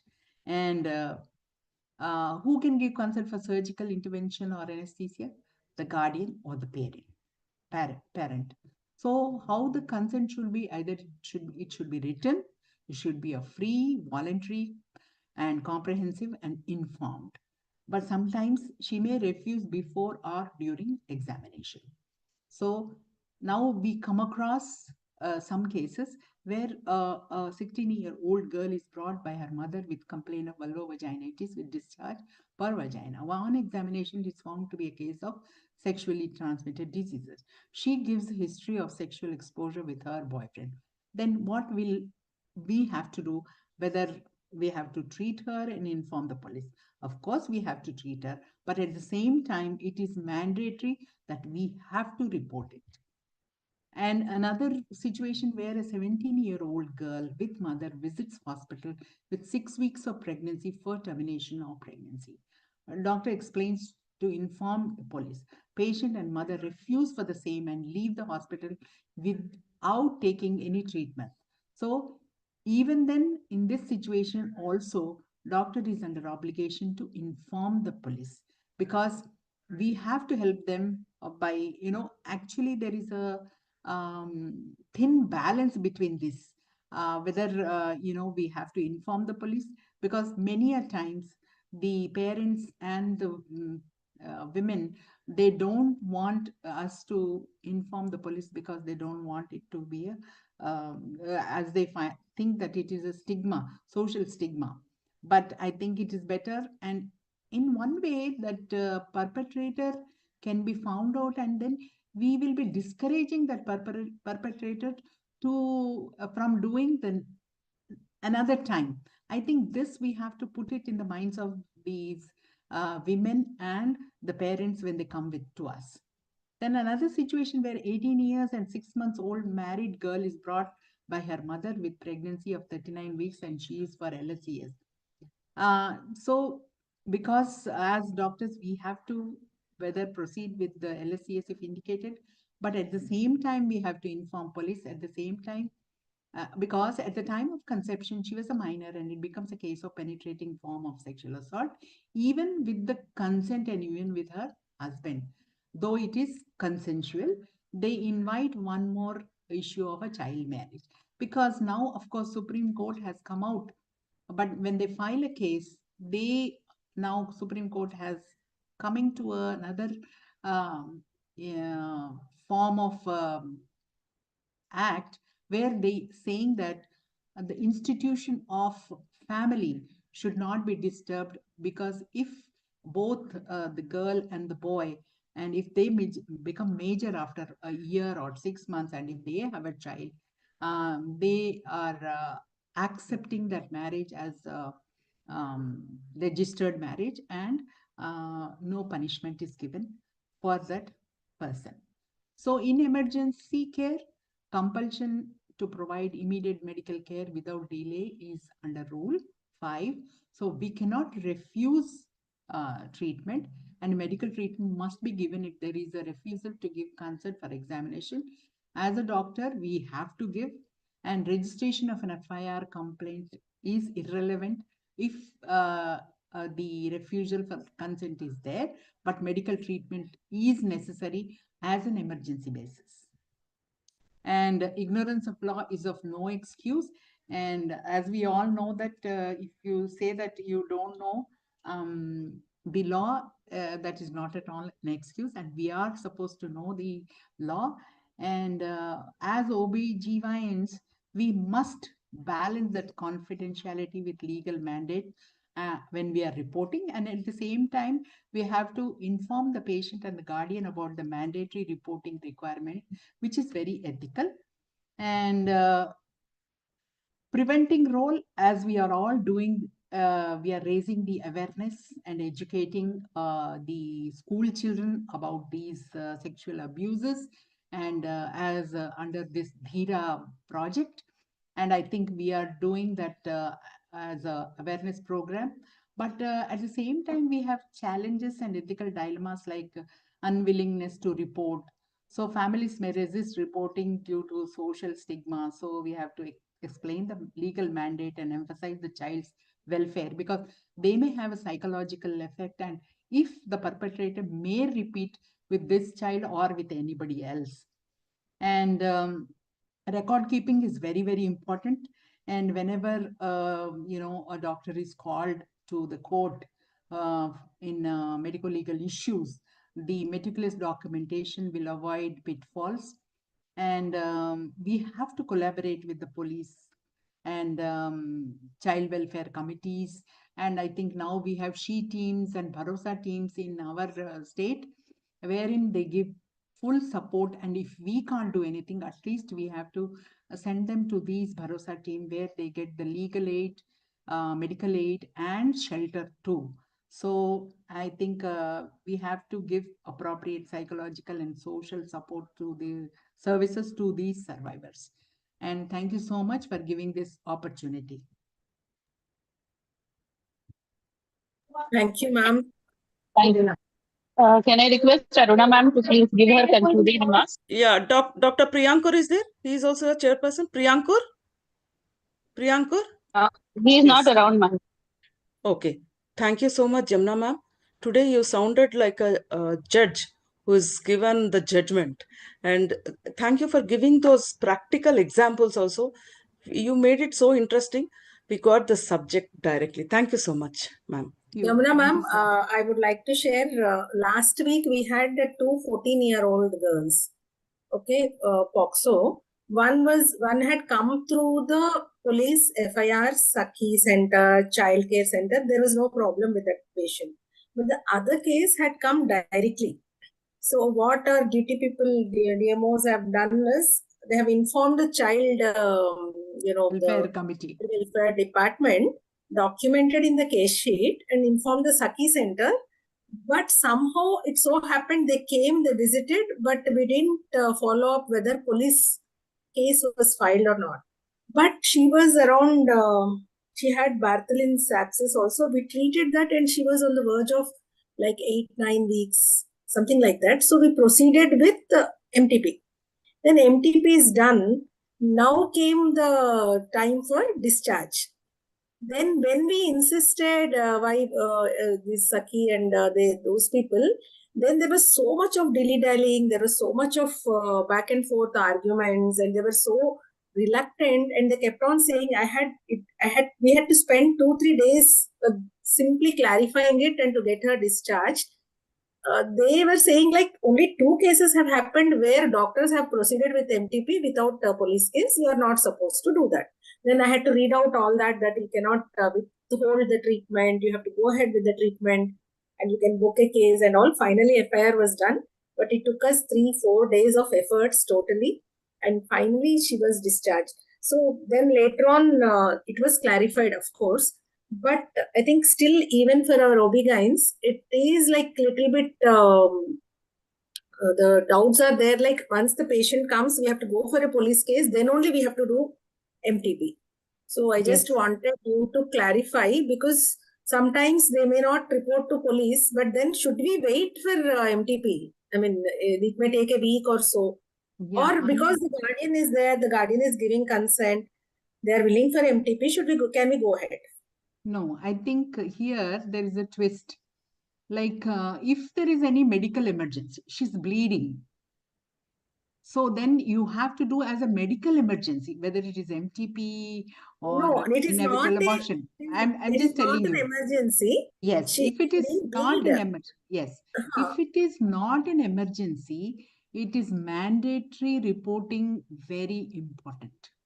You have to report. Yes, we have to report, but if the police don't come and file a case, sometimes it so happens the police also delay. Okay, then what you can do is that whomever you are informing by phone, take the number, PS number, or these which PS you have informed, or you So can just telephonic information telephonic also will be, yes. But Telephonic also, you should, but write it down, document it, that you have informed so and so PS and you have spoken to so and so PS and they have delayed it, but we are going ahead with this procedure. We can do that. We can do that, or maybe but you have to record it. Child helpline, if we call, if the call gets recorded, is what we heard. It gets documented. Yes, that is also a document. That is also okay. Thank you, ma'am. Child helpline, I think it's a good idea. And see, because you have documented so well, that is why you could get through that case. But that tenacity, not many will have. They will say that, okay, now I can't go through this. Why to bother about all? Really took but a time may come now, not now, a few months, I mean, few years later or sometime, the government will come and inform that every OBGYN, if they come across any POXO case, they must examine. Now we are not examining. All private practitioners, we are not examining. We are just sending them to the government hospitals. But even in government, time may come. I'll tell one example. So it so happened in one of the main hospitals that a girl had come and delivered. Nobody had noticed that she was 17 years old. It was written on the case sheet, but somehow juniors, they kind of missed it. and POCSO was not made, case was not reported. She went back to her home in Karnataka. Then after 3 months, the Karnataka police have come to the gynec department asking, have you done POCSO? If not, so why you have not done POCSO? Now they have to go explain why the POCSO was not made, why delay in informing, because it's a crime. So it is very, very important that you have to report. So that's, thank you, madam. Thank you so much. Thank you so much. Thank you, Jamuna ma'am. Dr. Jamuna, can I have a question, please? I have a doubt. Sorry, I'm yes, ma'am. calling. Good evening to everybody. Madam, just 2-3 days back, I got a call from one of my practicing sonologists. So the sonologist has done the scan for a young girl who has come with around 15-16 years, and she was around 20 weeks pregnant. So they have come only for the scan. So he did the scan, but he immediately has informed the child welfare department and the police department, and that child happened to belong to the neighboring district, which belongs not Hassan district but Mandya district. So the child has gone back, and the police then have sent a summons to the sonologist to appear in court. Is it necessary? Because the POCSO Act says that the reporting person will not be asked, they just have to report, and then the police will file the FIR, and they will take over the case, and they will continue the proceedings with the child welfare department. So is it necessary? And he was very, very anxious. And then I had to call the super SP, I had to call the DHO and all that, and try to get, but still he could not get the clarification. And the police was harassing him in his clinic, saying, you have to come immediately to Mandya, that is around 80 to 100 kilometers from his practicing town, to appear in the court just because he reported the POCSO case. Okay. See, basically under PCPNDT Act, any antenatal case have to be referred by a obstetrician. Am I right? But this person, I don't know, they have not gone to the obstetrician. What happens here now, there is a controversy, like under PCP, because if they come to know that under PCPNDT, he has to have a referral slip for scanning pregnant women. So that is one thing. And second thing is madam, police will... they didn't come for pregnancy. They didn't come for pregnancy. They just came for a scan for abdominal pain or something like that. They have not come for a pregnancy scan. They didn't know that she was pregnant. No, he can always document it, and he can tell that, yes, she walked in for a gynec problem, and because when I examined, and the police is this double-edged sword. So they want to make money from the doctor also. And we doctors, when we get a call from a police station, we are so worried. We are frantic. Yeah, we become frantic. Yes. So here we have to, I think, put our, senses together and then think about it. Okay, let them send a court notice. If he has done any mistake. I told the doctor that he need not go to the police station. You wait for them, and we will take it. We will report to the higher authorities, and we report it to the higher authorities. Correct. So this I just wanted to bring it forth here. Yes, you are absolutely right. Police do a lot of harassment, and many of them don't know the rules. They don't know the law. But now, of course, there has been a guideline for SOP which has gone to all the police stations. Correct. But unfortunately, many of them don't sit down and discuss and think about it before they act. Even the police people don't know that they cannot send someone just like that from their police station. Don't know. Yes. Yes. Can I say something? Good evening. The doctor Yes, can I say something? Yes, Anita ma'am. Good evening. Because I'm sitting in the capital city. So what I feel, we should have in FOGSI a harassment committee. Because whenever any of our people are being harassed like this, and people, bypass the rules, we should just have a team where the person now like this should just call the team. And they should be there. The policeman would also be. Medicolegal committee. The medicolegal committee has to do that. So we should have the harassment committee so that whoever is harassed, they should inform the team, and that team should call that police fan. that how you are harassing this person. So kindly send us in written. No, Yeah. but now what we suggest is fact is you have to instead of No, that to inform, but as per the rules, you can't call somebody, that landmark judgment, that doctor was from CMC Ludhiana, my own college, I remember.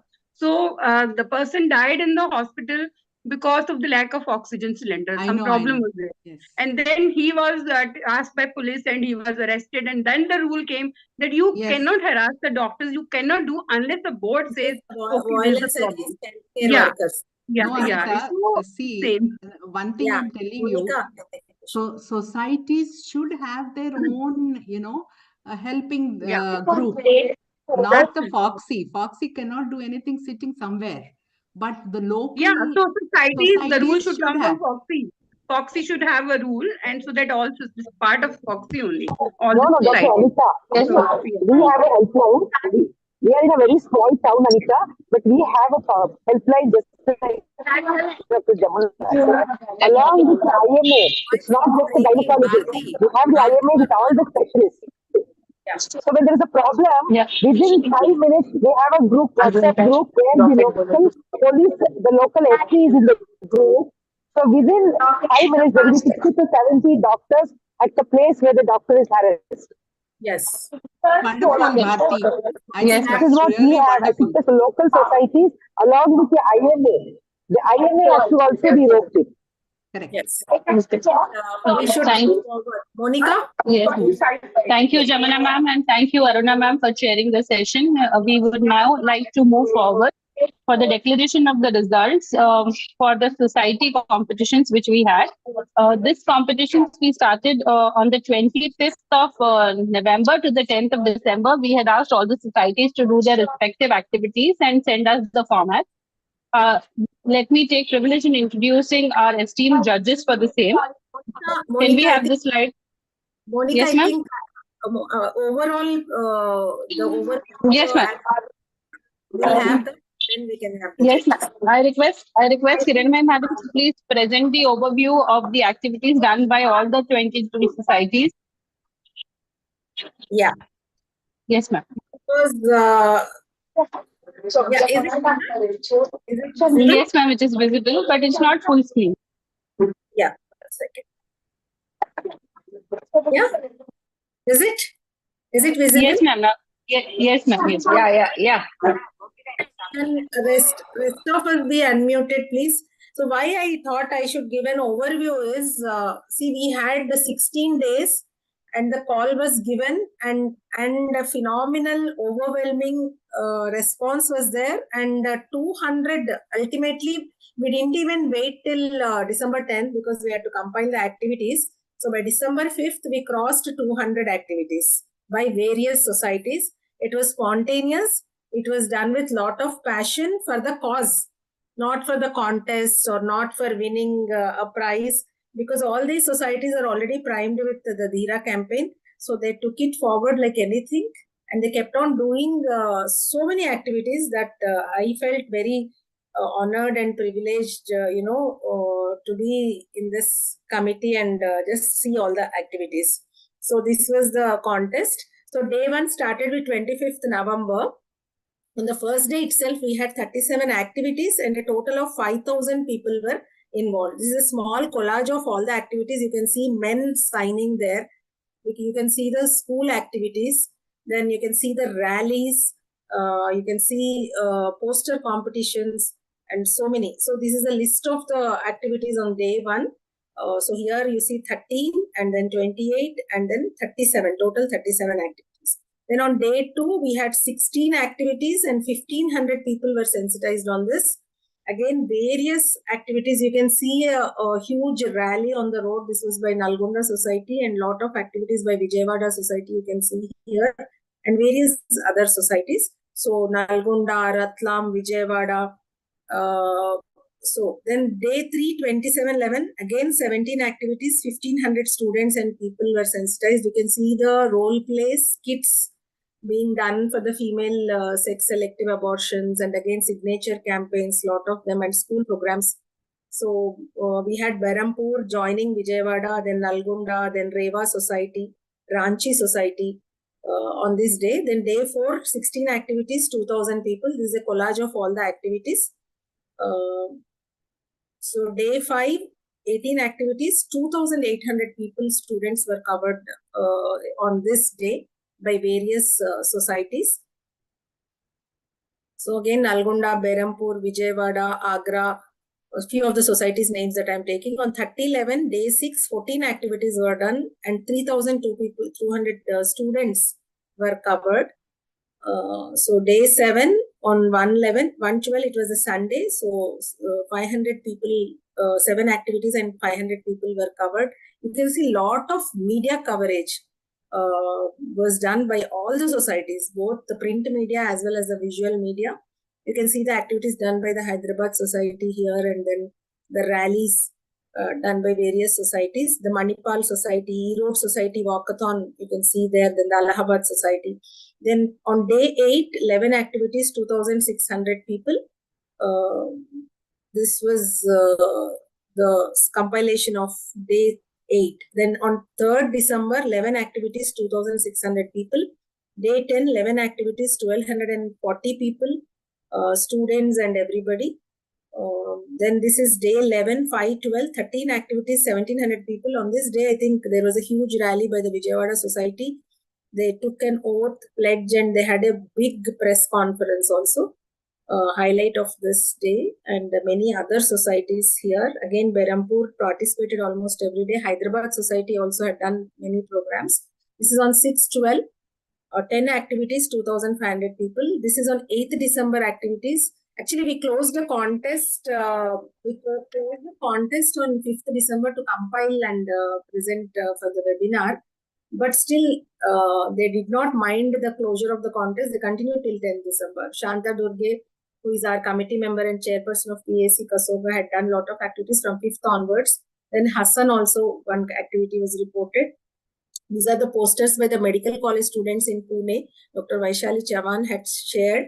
They had a contest. I thought even these posters were very beautiful, done by the medical college students. Very, very depictive and very graphic, and we can put up them or send to the FOGSI website. And this is on 8th December. I want to highlight this particular activity. I was honored and privileged to be invited by the, one of our very prestigious societies and very old societies, the Bengal Obstetrics and Gynecology Society, the seat of all the protests happening due to Abhaya protests. What the society had done was a wonderful program in the town hall, 200-year-old town hall, a heritage building. And they have involved NGOs, they have involved police, the whole society, students, and everybody. And more importantly, what they had done was felicitate the grassroots level champions, 5 of them, and they called them and they gave them opportunity to speak about their life story, struggle, and they had given them awards and a cash reward, and felicitated nicely in the presence of all the elders. So Dr. Basab Mukherjee sir and Dr. Amit Basu secretary and all the team Bengal. So this is a very unique activity which touched the grassroots. And this is 9th December activities. You can see one of the activities by Dr. Jairani here, the teenage pregnancy activity that we are doing, the Full Stop campaign, and the school programs. And 10th December, I joined the AMV, as Mandakini madam told. This is an Association of Medical Women of India. It takes up, the international president also takes up BAW very seriously, and Mandakini madam also is doing that module, and it's a global platform. So this was very nice to join on the Human Rights Day. And we also did one advocacy campaign involving all our leaders. So we had a YouTube video. All these are uploaded in the FOGSI YouTube channel and entered in our committee page.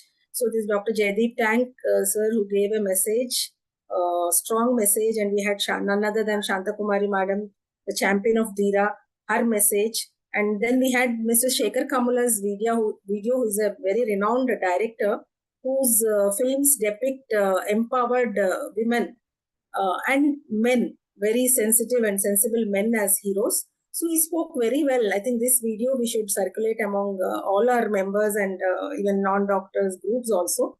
So this video is there on FOGSI website. We had our vice presidents, Dr. Charmila, Dr. Girija, Dr. Parikshit Tank, treasurer, who gave their messages, and Dr. Leela Joshi madam, Padma Shri madam, who is the very strong backbone and mentor of our committee, and Dr. Indira madam, my teacher, advisor, and mentor. Madam also gave her message. Myself and 10 of our committee chairs, along with Dr. Jyoti, Dr. Priyankur, who are both in this program as collaborators, and Dr. Supriya Jaiswal, Dr. Pratibha, Dr.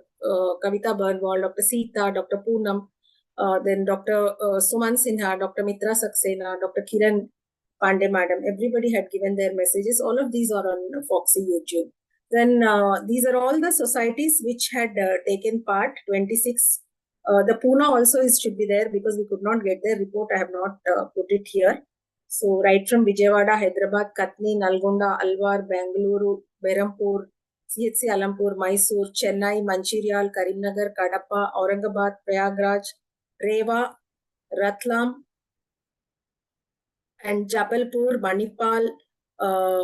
From Salem, we had one very unique activity. I had included that. Then Ranchi, Dr. Santana's place, Kolkata, Bengal. Ludhiana, there was a beautiful poster competition by girls, but we could not get that entry into the mail. But still I added it as a participatory this thing. Agra, then Kasoga, Hassan also, I missed it here, then Bidar and Pune.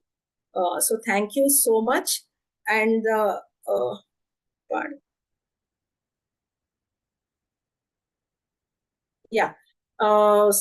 This is the type of activities were the school programs, walks, walkathons, human chains, candle rallies, press conferences, videos, posters, slogans, quiz competitions, panels. They had radio shows. Jabalpur had done a radio show. There were talk shows, nukkad natak, street plays, flash mobs, drawings and media coverage, counseling centers, opening up of a counseling center. I think Ratlam had done this, opening of a counseling center, and then painting of the walls of a medical college. This is from Salem. Then felicitation of grassroots champions of survivors of violence against women, signature campaigns and pledges. These are the various activities, types of activities that they had done. So covering students, teachers, parents, healthcare workers, men, women, she teams, Sakhi centers, police, advocates, NGOs, human rights activists, FOGSI leaders, office bearers, media, both print and TV, movie directors and movie industry. These are all the people who were involved. So in total 16 days, we had 200 plus activities involving 30,000 plus people. So this is all the great work, commitment and passion. I think they didn't bother about prizes. They didn't bother about the contest. All the societies went on doing with lot of commitment, not one day. They did for 16 days. I'm hugely grateful and I bow down to each one of you for doing all these activities and thank you so much. And this is from Ludhiana. These young girls, I was touched by these posters. See, young girls saying everything, no to gender bias, yes to gender equality, fight for her rights, not against her body.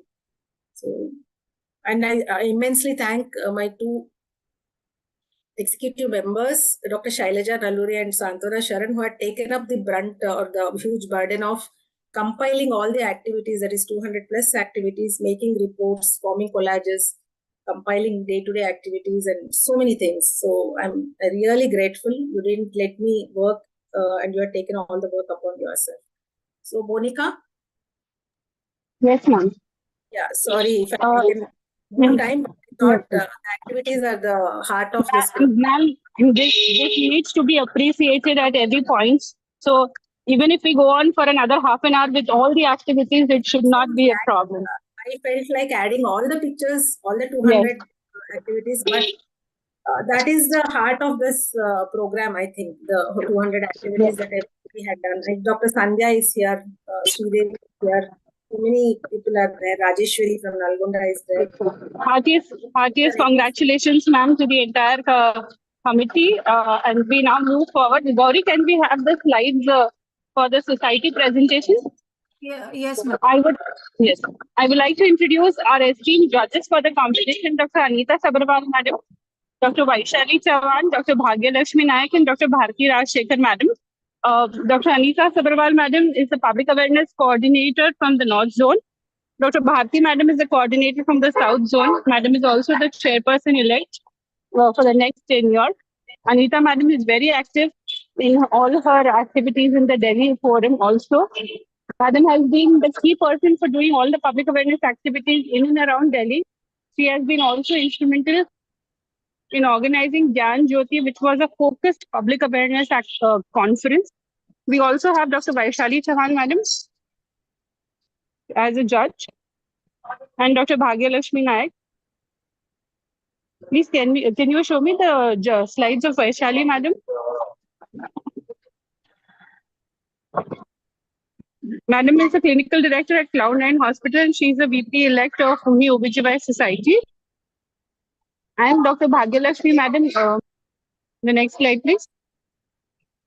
She's the HOD at Department of Gynae Oncology at HCLC Qatar. We have Dr. Anita Sabharwal Madam and Dr. Bharti Rajshekhar Madam with us to share their experiences while judging this competition. And Kiranmai ma'am, it would be an honor if you could declare the judges because it is the prizes also because it is your hard work. Monica, no, Right. you go ahead. You have, and let me also thank Monica, I count upon Monica so much. She's a wonderful worker. She's wonderful, committed FOGSian, full of energy and a lot of resources. And thank you, Monica, for all the work. Thank you, ma'am. Over to you, Anita ma'am and Bharti madam, for your. Right. Thank you so much, Monica. And I've been knowing you ever since we did that Gyan Jyoti, in Delhi. Now almost it's 2 years. And I started knowing you from then, and the amount of work you do and everything we needed, you were just there, 1 minute phone call away. And you really have everything, as Dr. Kiranmai said, so many resources. You are really resourceful, wonderful person. And I heard you are going for this next public awareness committee. I really wish you well. You're already there. Thank you, ma'am. Thank you, ma'am. I was given this, list of about, as Dr. Kiranmai said, mostly everybody participated. But I was given the list of 19 people, 19 societies, and the amount of, information, education, and communication they have done to make our women as well as people all associated. Like it was not only the girls, not only the students, it was also the teachers and many people around. So it was wonderful the way it was depicted. And I think we all have to, it's exemplary. And Dr. Kiranmai, I don't know how you work so much, the way you have stimulated everybody. This was the first committee, this has just come, this is 3 years old now. And you started with such a thud and we all are into it. 2 years and I'm old. sure, and we just had that Dheera, when Dr. Shanta Madam was also here in Delhi in AOGD. And it was really everybody in their blood now has. I have a girl with me right now who just came to me for some consultation. I wanted her to sit here and listen to all of us, how we are now wanting to work for violence against all of women and girls. So all these societies are really beautiful, the way they've done. Many could not maybe present the work the way many others, some societies I really liked, even the, our UP, this Prayagraj society, they had really depicted wonderful presentations. They had done, as you have already mentioned, all those things were there. And I'm sorry, then but Vijayawada Gauri, was- can you please stop sharing the screen so that we can see madam completely? Yeah, and Vijayawada society also, I swear, it was so beautiful. And Nalgonda, like, they were just coming, I didn't know whom to choose. All wonderful. All of you, the Hyderabad, the FOGSI, and even our Alwar, everybody. And many, I felt they are doing a lot of work, but they couldn't give us, their work presentation.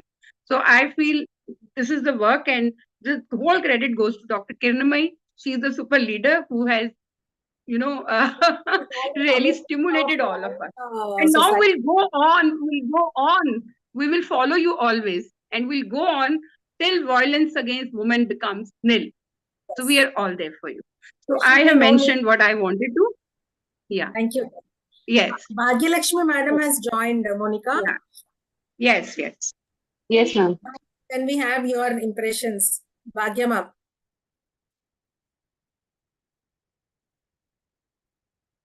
I think you need to unmute. Yeah. Oh. Yes. Yeah. Yeah. I think a huge congratulations to you and Monica. I think she is really something. Actually, is such a dedicated worker, and I think you have lucky to have her also. But I think it has really made a change of violence against women after Dr. Shantakumari Madam has actually started it off, and she had a real follower in you. And really, as I really second what. Doctor, this one has told, because all the societies have done wonderful work, and it was really difficult to actually find out whom to give the best marks. But then Nalgonda was really good, and I think Hyderabad has done, of course, under your leadership, you have done a lot of work. And I think Prayagraj and small society, Ranchi also have done some work, Alwar, and so many, Aurangabad. I think everyone has done. So it was really difficult for us to assess and give. So many people have documented it so well. So I think that was really very, very impressive. Thank you, Kiranmai, for giving me this opportunity. Thank you for having to be with us, to take time, and we know how Yeah, committed. 14th somehow I thought tomorrow, because I'm in Dhaka actually. So then fortunately I remember, no, today is 14th. So I just found it. Yeah. Okay. Thank you so much. Monica? I think we need to unmute her. Again, a big congratulations to Dr. Kiranmai and the entire JERA team. And can you hear me? Yes. Because I'm traveling. Yes. And I think Dr. Shantakumari's idea is a revolutionary care, I would say. And of course, coming to the societies who have participated, I think words cannot express the innovative ideas, the zeal, the enthusiasm they have all put up, and the children who have participated in the rallies, in the signature campaigns, in the mock shows, and in the the skits. I think they also need to be given a great applause to the children who are rising to the occasion and being aware of what they need to do when there is violence. And I think all of them are winners, but of course we cannot put them all into winners. But I think we need to continue this program on a continuous basis so that we try to reach as many women as possible. And the other thing is, I think we have to start doing these sessions for the boys, because I have told them in few of the places that we are going to come to the boys.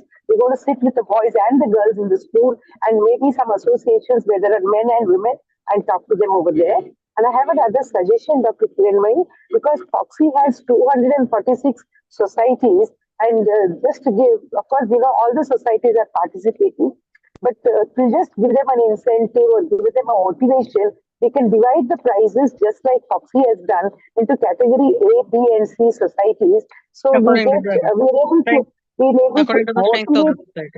motivate them also.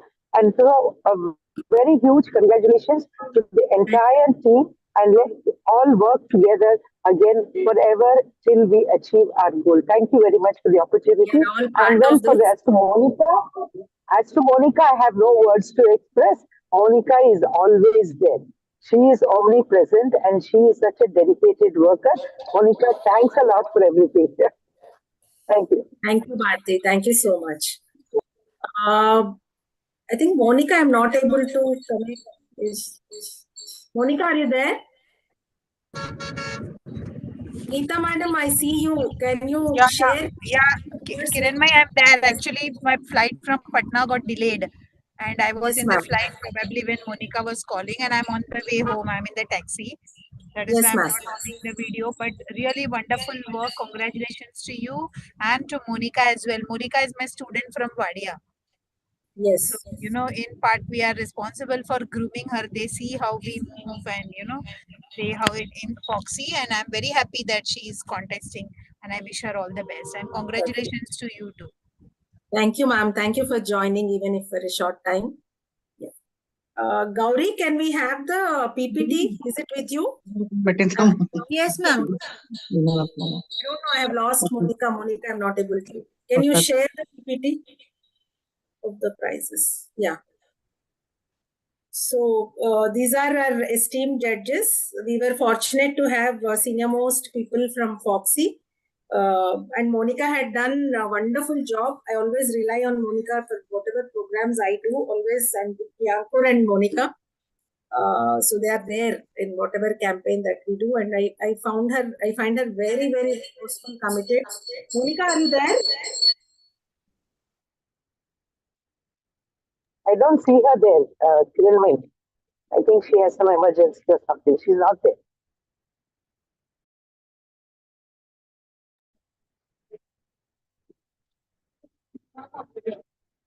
Hello? Yeah, now she's there. Monica is back. Monica, please Yes, take it forward. Take it forward. Monica. Yes, ma'am. Yeah, please do it. Yes, Monica. Can we have the slides, please?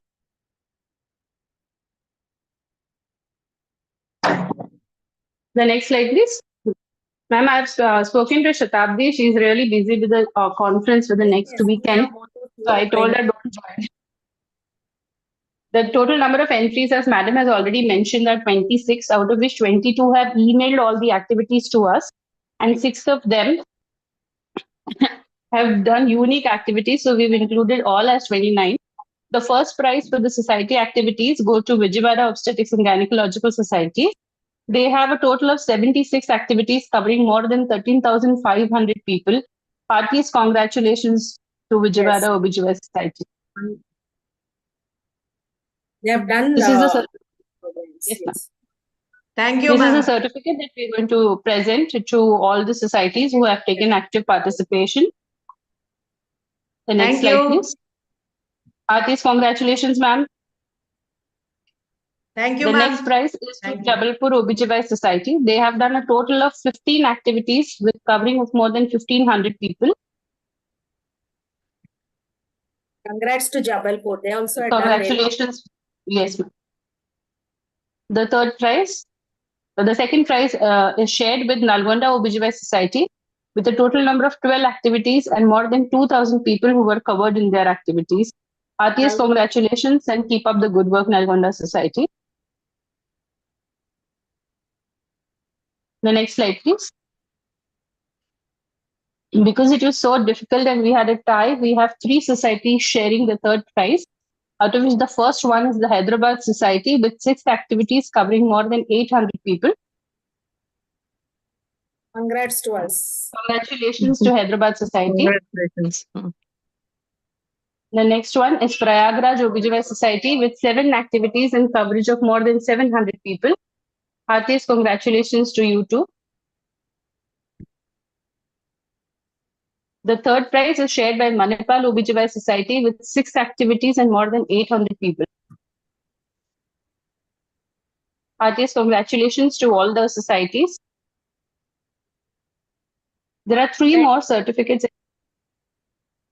These are all special appreciation because appreciation to Katni, Alwar, Bengaluru, Behrampur, CHC Alampur, Mysore OBGYN Society, the Mancherial one, the Karimnagar, Kadapa, and Rewa, Ramgarh Ranchi Society. Each one of them have done beautiful activities and covered quite a lot of people. So we really appreciate your enthusiasm and participation in these 16 days of activity. Ma'am, if you would like to elaborate these 3 because... Yes. So yes, actually these 3 have been picked up for unique activities and maybe taking it a step forward.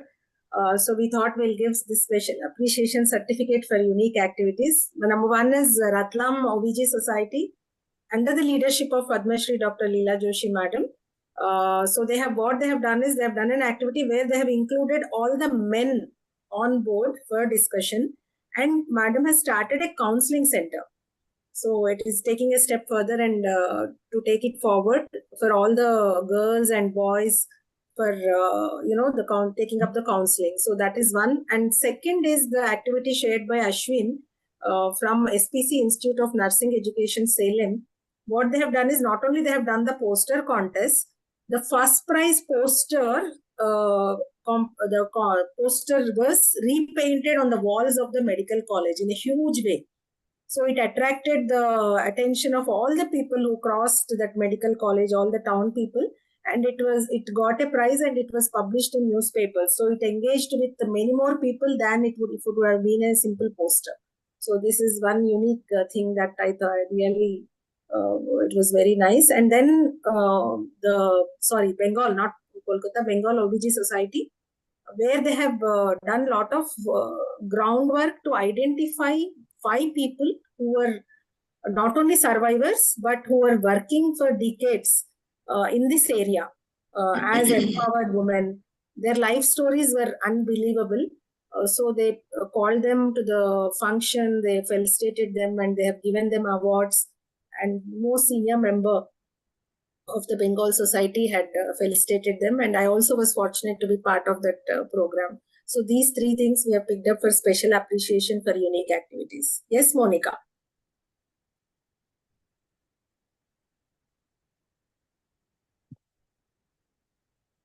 Monica, I think we are losing her. So we cannot pick up one society or 2 societies because it's a huge commitment and passion with which they did. So every society deserves really respect and regard, because they've taken up this passion and commitment. And so hats off to you, and thank you and congratulations. We'll be sending the certificates as soon as possible. Thank you so much, ma'am.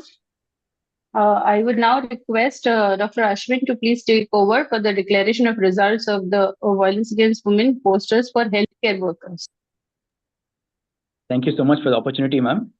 In the wake of all the notorious activities happening all over India, violence against healthcare workers is a growing global concern, posing significant challenges to healthcare systems and patient care. These acts of violence, ranging from verbal abuse to physical assaults, often occur in high-stress environments like emergency departments, mental health centers, labor rooms, home care setups, etc. Such incidents not only harm the physical and emotional well-being of healthcare providers, but also compromise the quality of care provided to patients. Addressing this issue, the FOGSI Ethics and Medicolegal Committee, in association with the No to Walk Committee and the Public Awareness Committee, we have actually had a competition, poster competition, and we have had around 24 to 26 entries, judged by 2 distinguished judges, Dr. Geeta Balsarkar and Dr. Subhash Malya. Ma'am, can we have the CVs, please, ma'am? Yes, sir.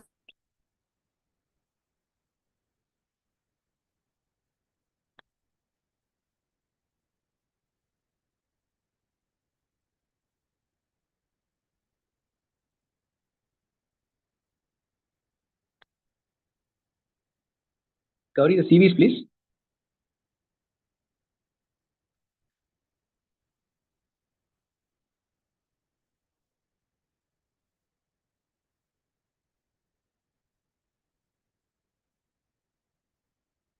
Thank you. On behalf of Dr. Jyoti Banglawala, I would like to introduce our first esteemed guest, Dr. Geeta Balsarkar, MBBS MD Obs and Gynecology.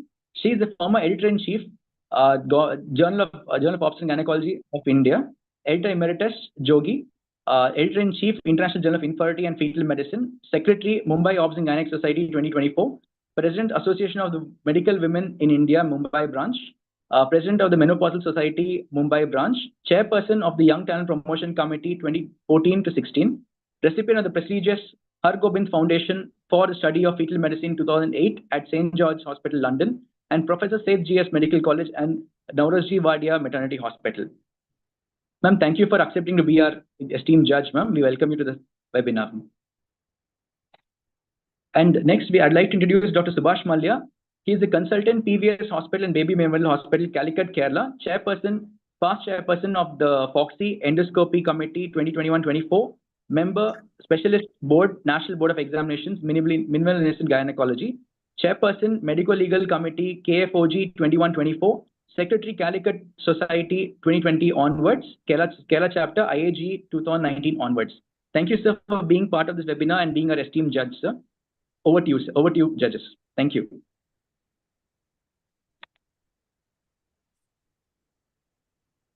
Geeta, ma'am, you're available, ma'am. And Subhash, sir? Yeah, Geeta, ma'am is there. Yes, sir. A few words from you, sir, please. Good evening, respected chairpersons, fellow chairpersons, and senior members of the fraternity and also of this federation. I think Ashwin, it was a very short time, and we did justice. I believe we did justice to all the people who have actually participated. I would like to thank the ethics committee by Dr. Jyoti Madam and the WOW committee by Kiranmay Madam for this wonderful opportunity. I think you've all been doing a wonderful work. Again, I can see the incoming chairperson, Dr. Bharti Madam, also here. And one more word, Ashwin, I'm not yet ex. I have 3 more weeks to be ex chairperson. Still the chairperson of endoscopy. Anyway, just jokes apart. It was a very wonderful thing. I think you've all been doing a wonderful work, and I actually was not very much aware of this. I saw Kiranmay ma'am's activities in the last half an hour since I've logged in, and I've also been very very impressed with the work which the committee has been doing, and all of you have been doing. Half an hour you are here. I'm really thankful and No, Ashwin told me at 6:15 I had to join, ma'am. So I was joining when I was driving, but I was joining it. Thank you so much. Like it's wonderful, ma'am. Again, I can see senior members of the fraternity also, ma'am. And congratulations to Vijayawada Society. I can see Vijayawada Society president also over there, to Sridevi madam, and also other societies, Jabalpur, Nalgonda, Hyderabad. Again, your own society, Salem, and the wonderful work which you have done, Ashwin. Ashwin, I think we can go straight away to the prizes, and you can declare the prizes. I've actually given all the words along with Dr. With Dr. Geeta Madam. So you can please tally, and you can have the honor of giving the prizes. Please, Ashwin. Thank you, sir. Subhash. Thank you, ma'am. Subhash. Welcome, ma'am. Welcome, ma'am. Thank you. Hi, ma'am. Hi. Gauri, can we have the results, please? Yes.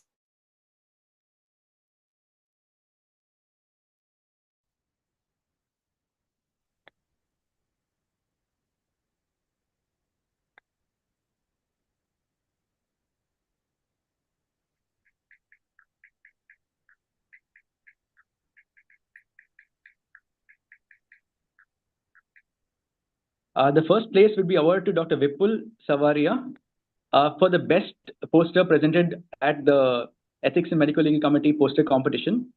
This poster seemed to be self-explanatory. It explains everything about what we have gone through all these days.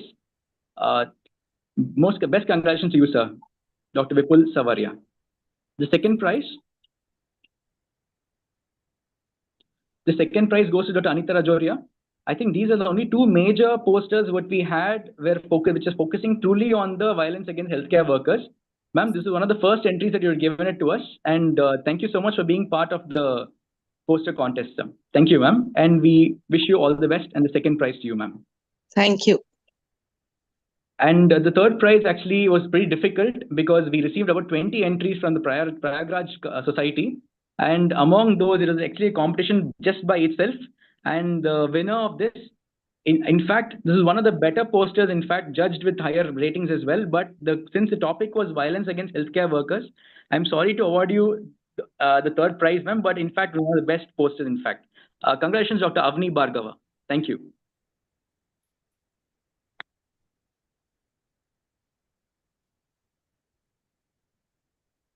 Monica, ma'am, over to you, ma'am. Thank you, Ashwin. Thank you, Subhash. Thank you, Geeta Madam. Thank you, Jyoti. Jyoti is here or muted?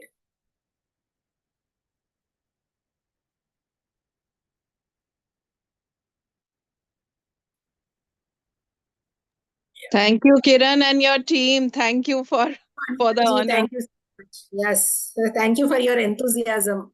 Thank you, dear. Thank you so much. Thanks to Subhash and Madam also. Yes. We had very senior people judging everything. It's really commitment of theirs to give time amidst this kind of busy schedules that they have. But they've all marked everything properly, meticulously, and methodically. Monica, over to you. We come to the last part of this webinar, ma'am, which is the Thanksgiving, and I would request to you as the chairperson and Jyoti ma'am, if she's around, to please propose the vote of thanks, ma'am. I think Jyoti is in a function. So, first of all, let me thank President Jaideep Tank, sir. I think, again, I would say that I'm in his sir is in charge of my committee. So in the beginning, when he started his tenure, I was little apprehensive and anxious, but I think I don't know how the year has gone by. He's always encouraging and never said, I mean, any kind of, I never had any difficulty in doing any kind of activity. The moment you say that I want to do this activity, all he had to say is, go ahead, do it, and all that. So this year had passed very quickly and very smoothly for me, thanks to sir, and he has always been there for the committee activities, and he always said that we should. Yes. We always should collaborate. So we were collaborating with each other, all the committees, wherever there is a commonness or where we could combine our activities together. So Women's Day we did with International Academic Exchange and Ethics and Medicolegal, and again this activity with Public Awareness and Ethics and Medicolegal Activity Committee. So again, thanks to Madhuri Patel Madam and all the various chairpersons of various committees whenever they joined us. So thankful to all the 5 vice presidents of FOGSI and the office bearers. And more than anybody, I should thank the committee members, the coordinators who had been really, really passionate. I'll not take one single name. There are 30 of them who do lot of activities all around the year, not just 1 day, 16 days or 2 days. And some societies have taken it as their own agenda of no to violence against women. I think they'll go on continuing also, because that is the connect that they have, the trust, they believe it in total. So all the societies and the advisors of the committee and all the FOGSI societies who have taken part, all the delegates and all the participants of the 3 contests. We had 84 entries for the VAW posters. We had more than 30 for the VAHCW, and also we had more than nearly 30 societies doing 200 plus activities in the activities, just to have some kind of enthusiasm that we keep these contests. So basically, but I have seen this time it was never the contest, it was the cause for which all the people have done. And the type of activities also. See, it's the liberty that they have taken to do so many various kinds of activities that I was amazed, and it was really gratitude this time, because I have not done personally a lot of activities, but I was privileged and fortunate to be able to see so many activities under this committee. And I thank my 2 co-chairpersons. Dr. Jyoti is my very close friend, and also Priyankur. Priyankur is like a brother, very close. And the coordinators from all the 3 committees. From my committee, Dr. Shailaja and Santana have coordinated and worked so much. And from PAC committee, Monica is there. If Monica is there, I feel very confident, and she'll pull off anything. In a very short time, she does so many things. So Monica was there, and Shatabdi, and Ashwin this time with the Ethics and Medicolegal Committee. Ashwin was also there with us. So thank you so much. And FOGSI, Kanchan and Sangeeta for all the link, not only link, the YouTube link and everything. So they're very, very helpful. And Gauri. And have I forgotten anyone? So I only end with this word that I'm extremely grateful, and I bow down to all of you who have taken up this cause so much and working beyond your busy schedules for a social cause, for a community cause. Thank you so much. And this is a weekend, second Saturday, and we are also in the mood of ending the year also. And also that as FOGSians, we are busy in some webinars, surgeries, clinics, conferences, globe-trotting and everything. Despite that, we are a family, and we really, if we can, FOGSI is a wonderful platform to work. And so that way, very, very privileged, and I really thank FOGSI for giving me this opportunity.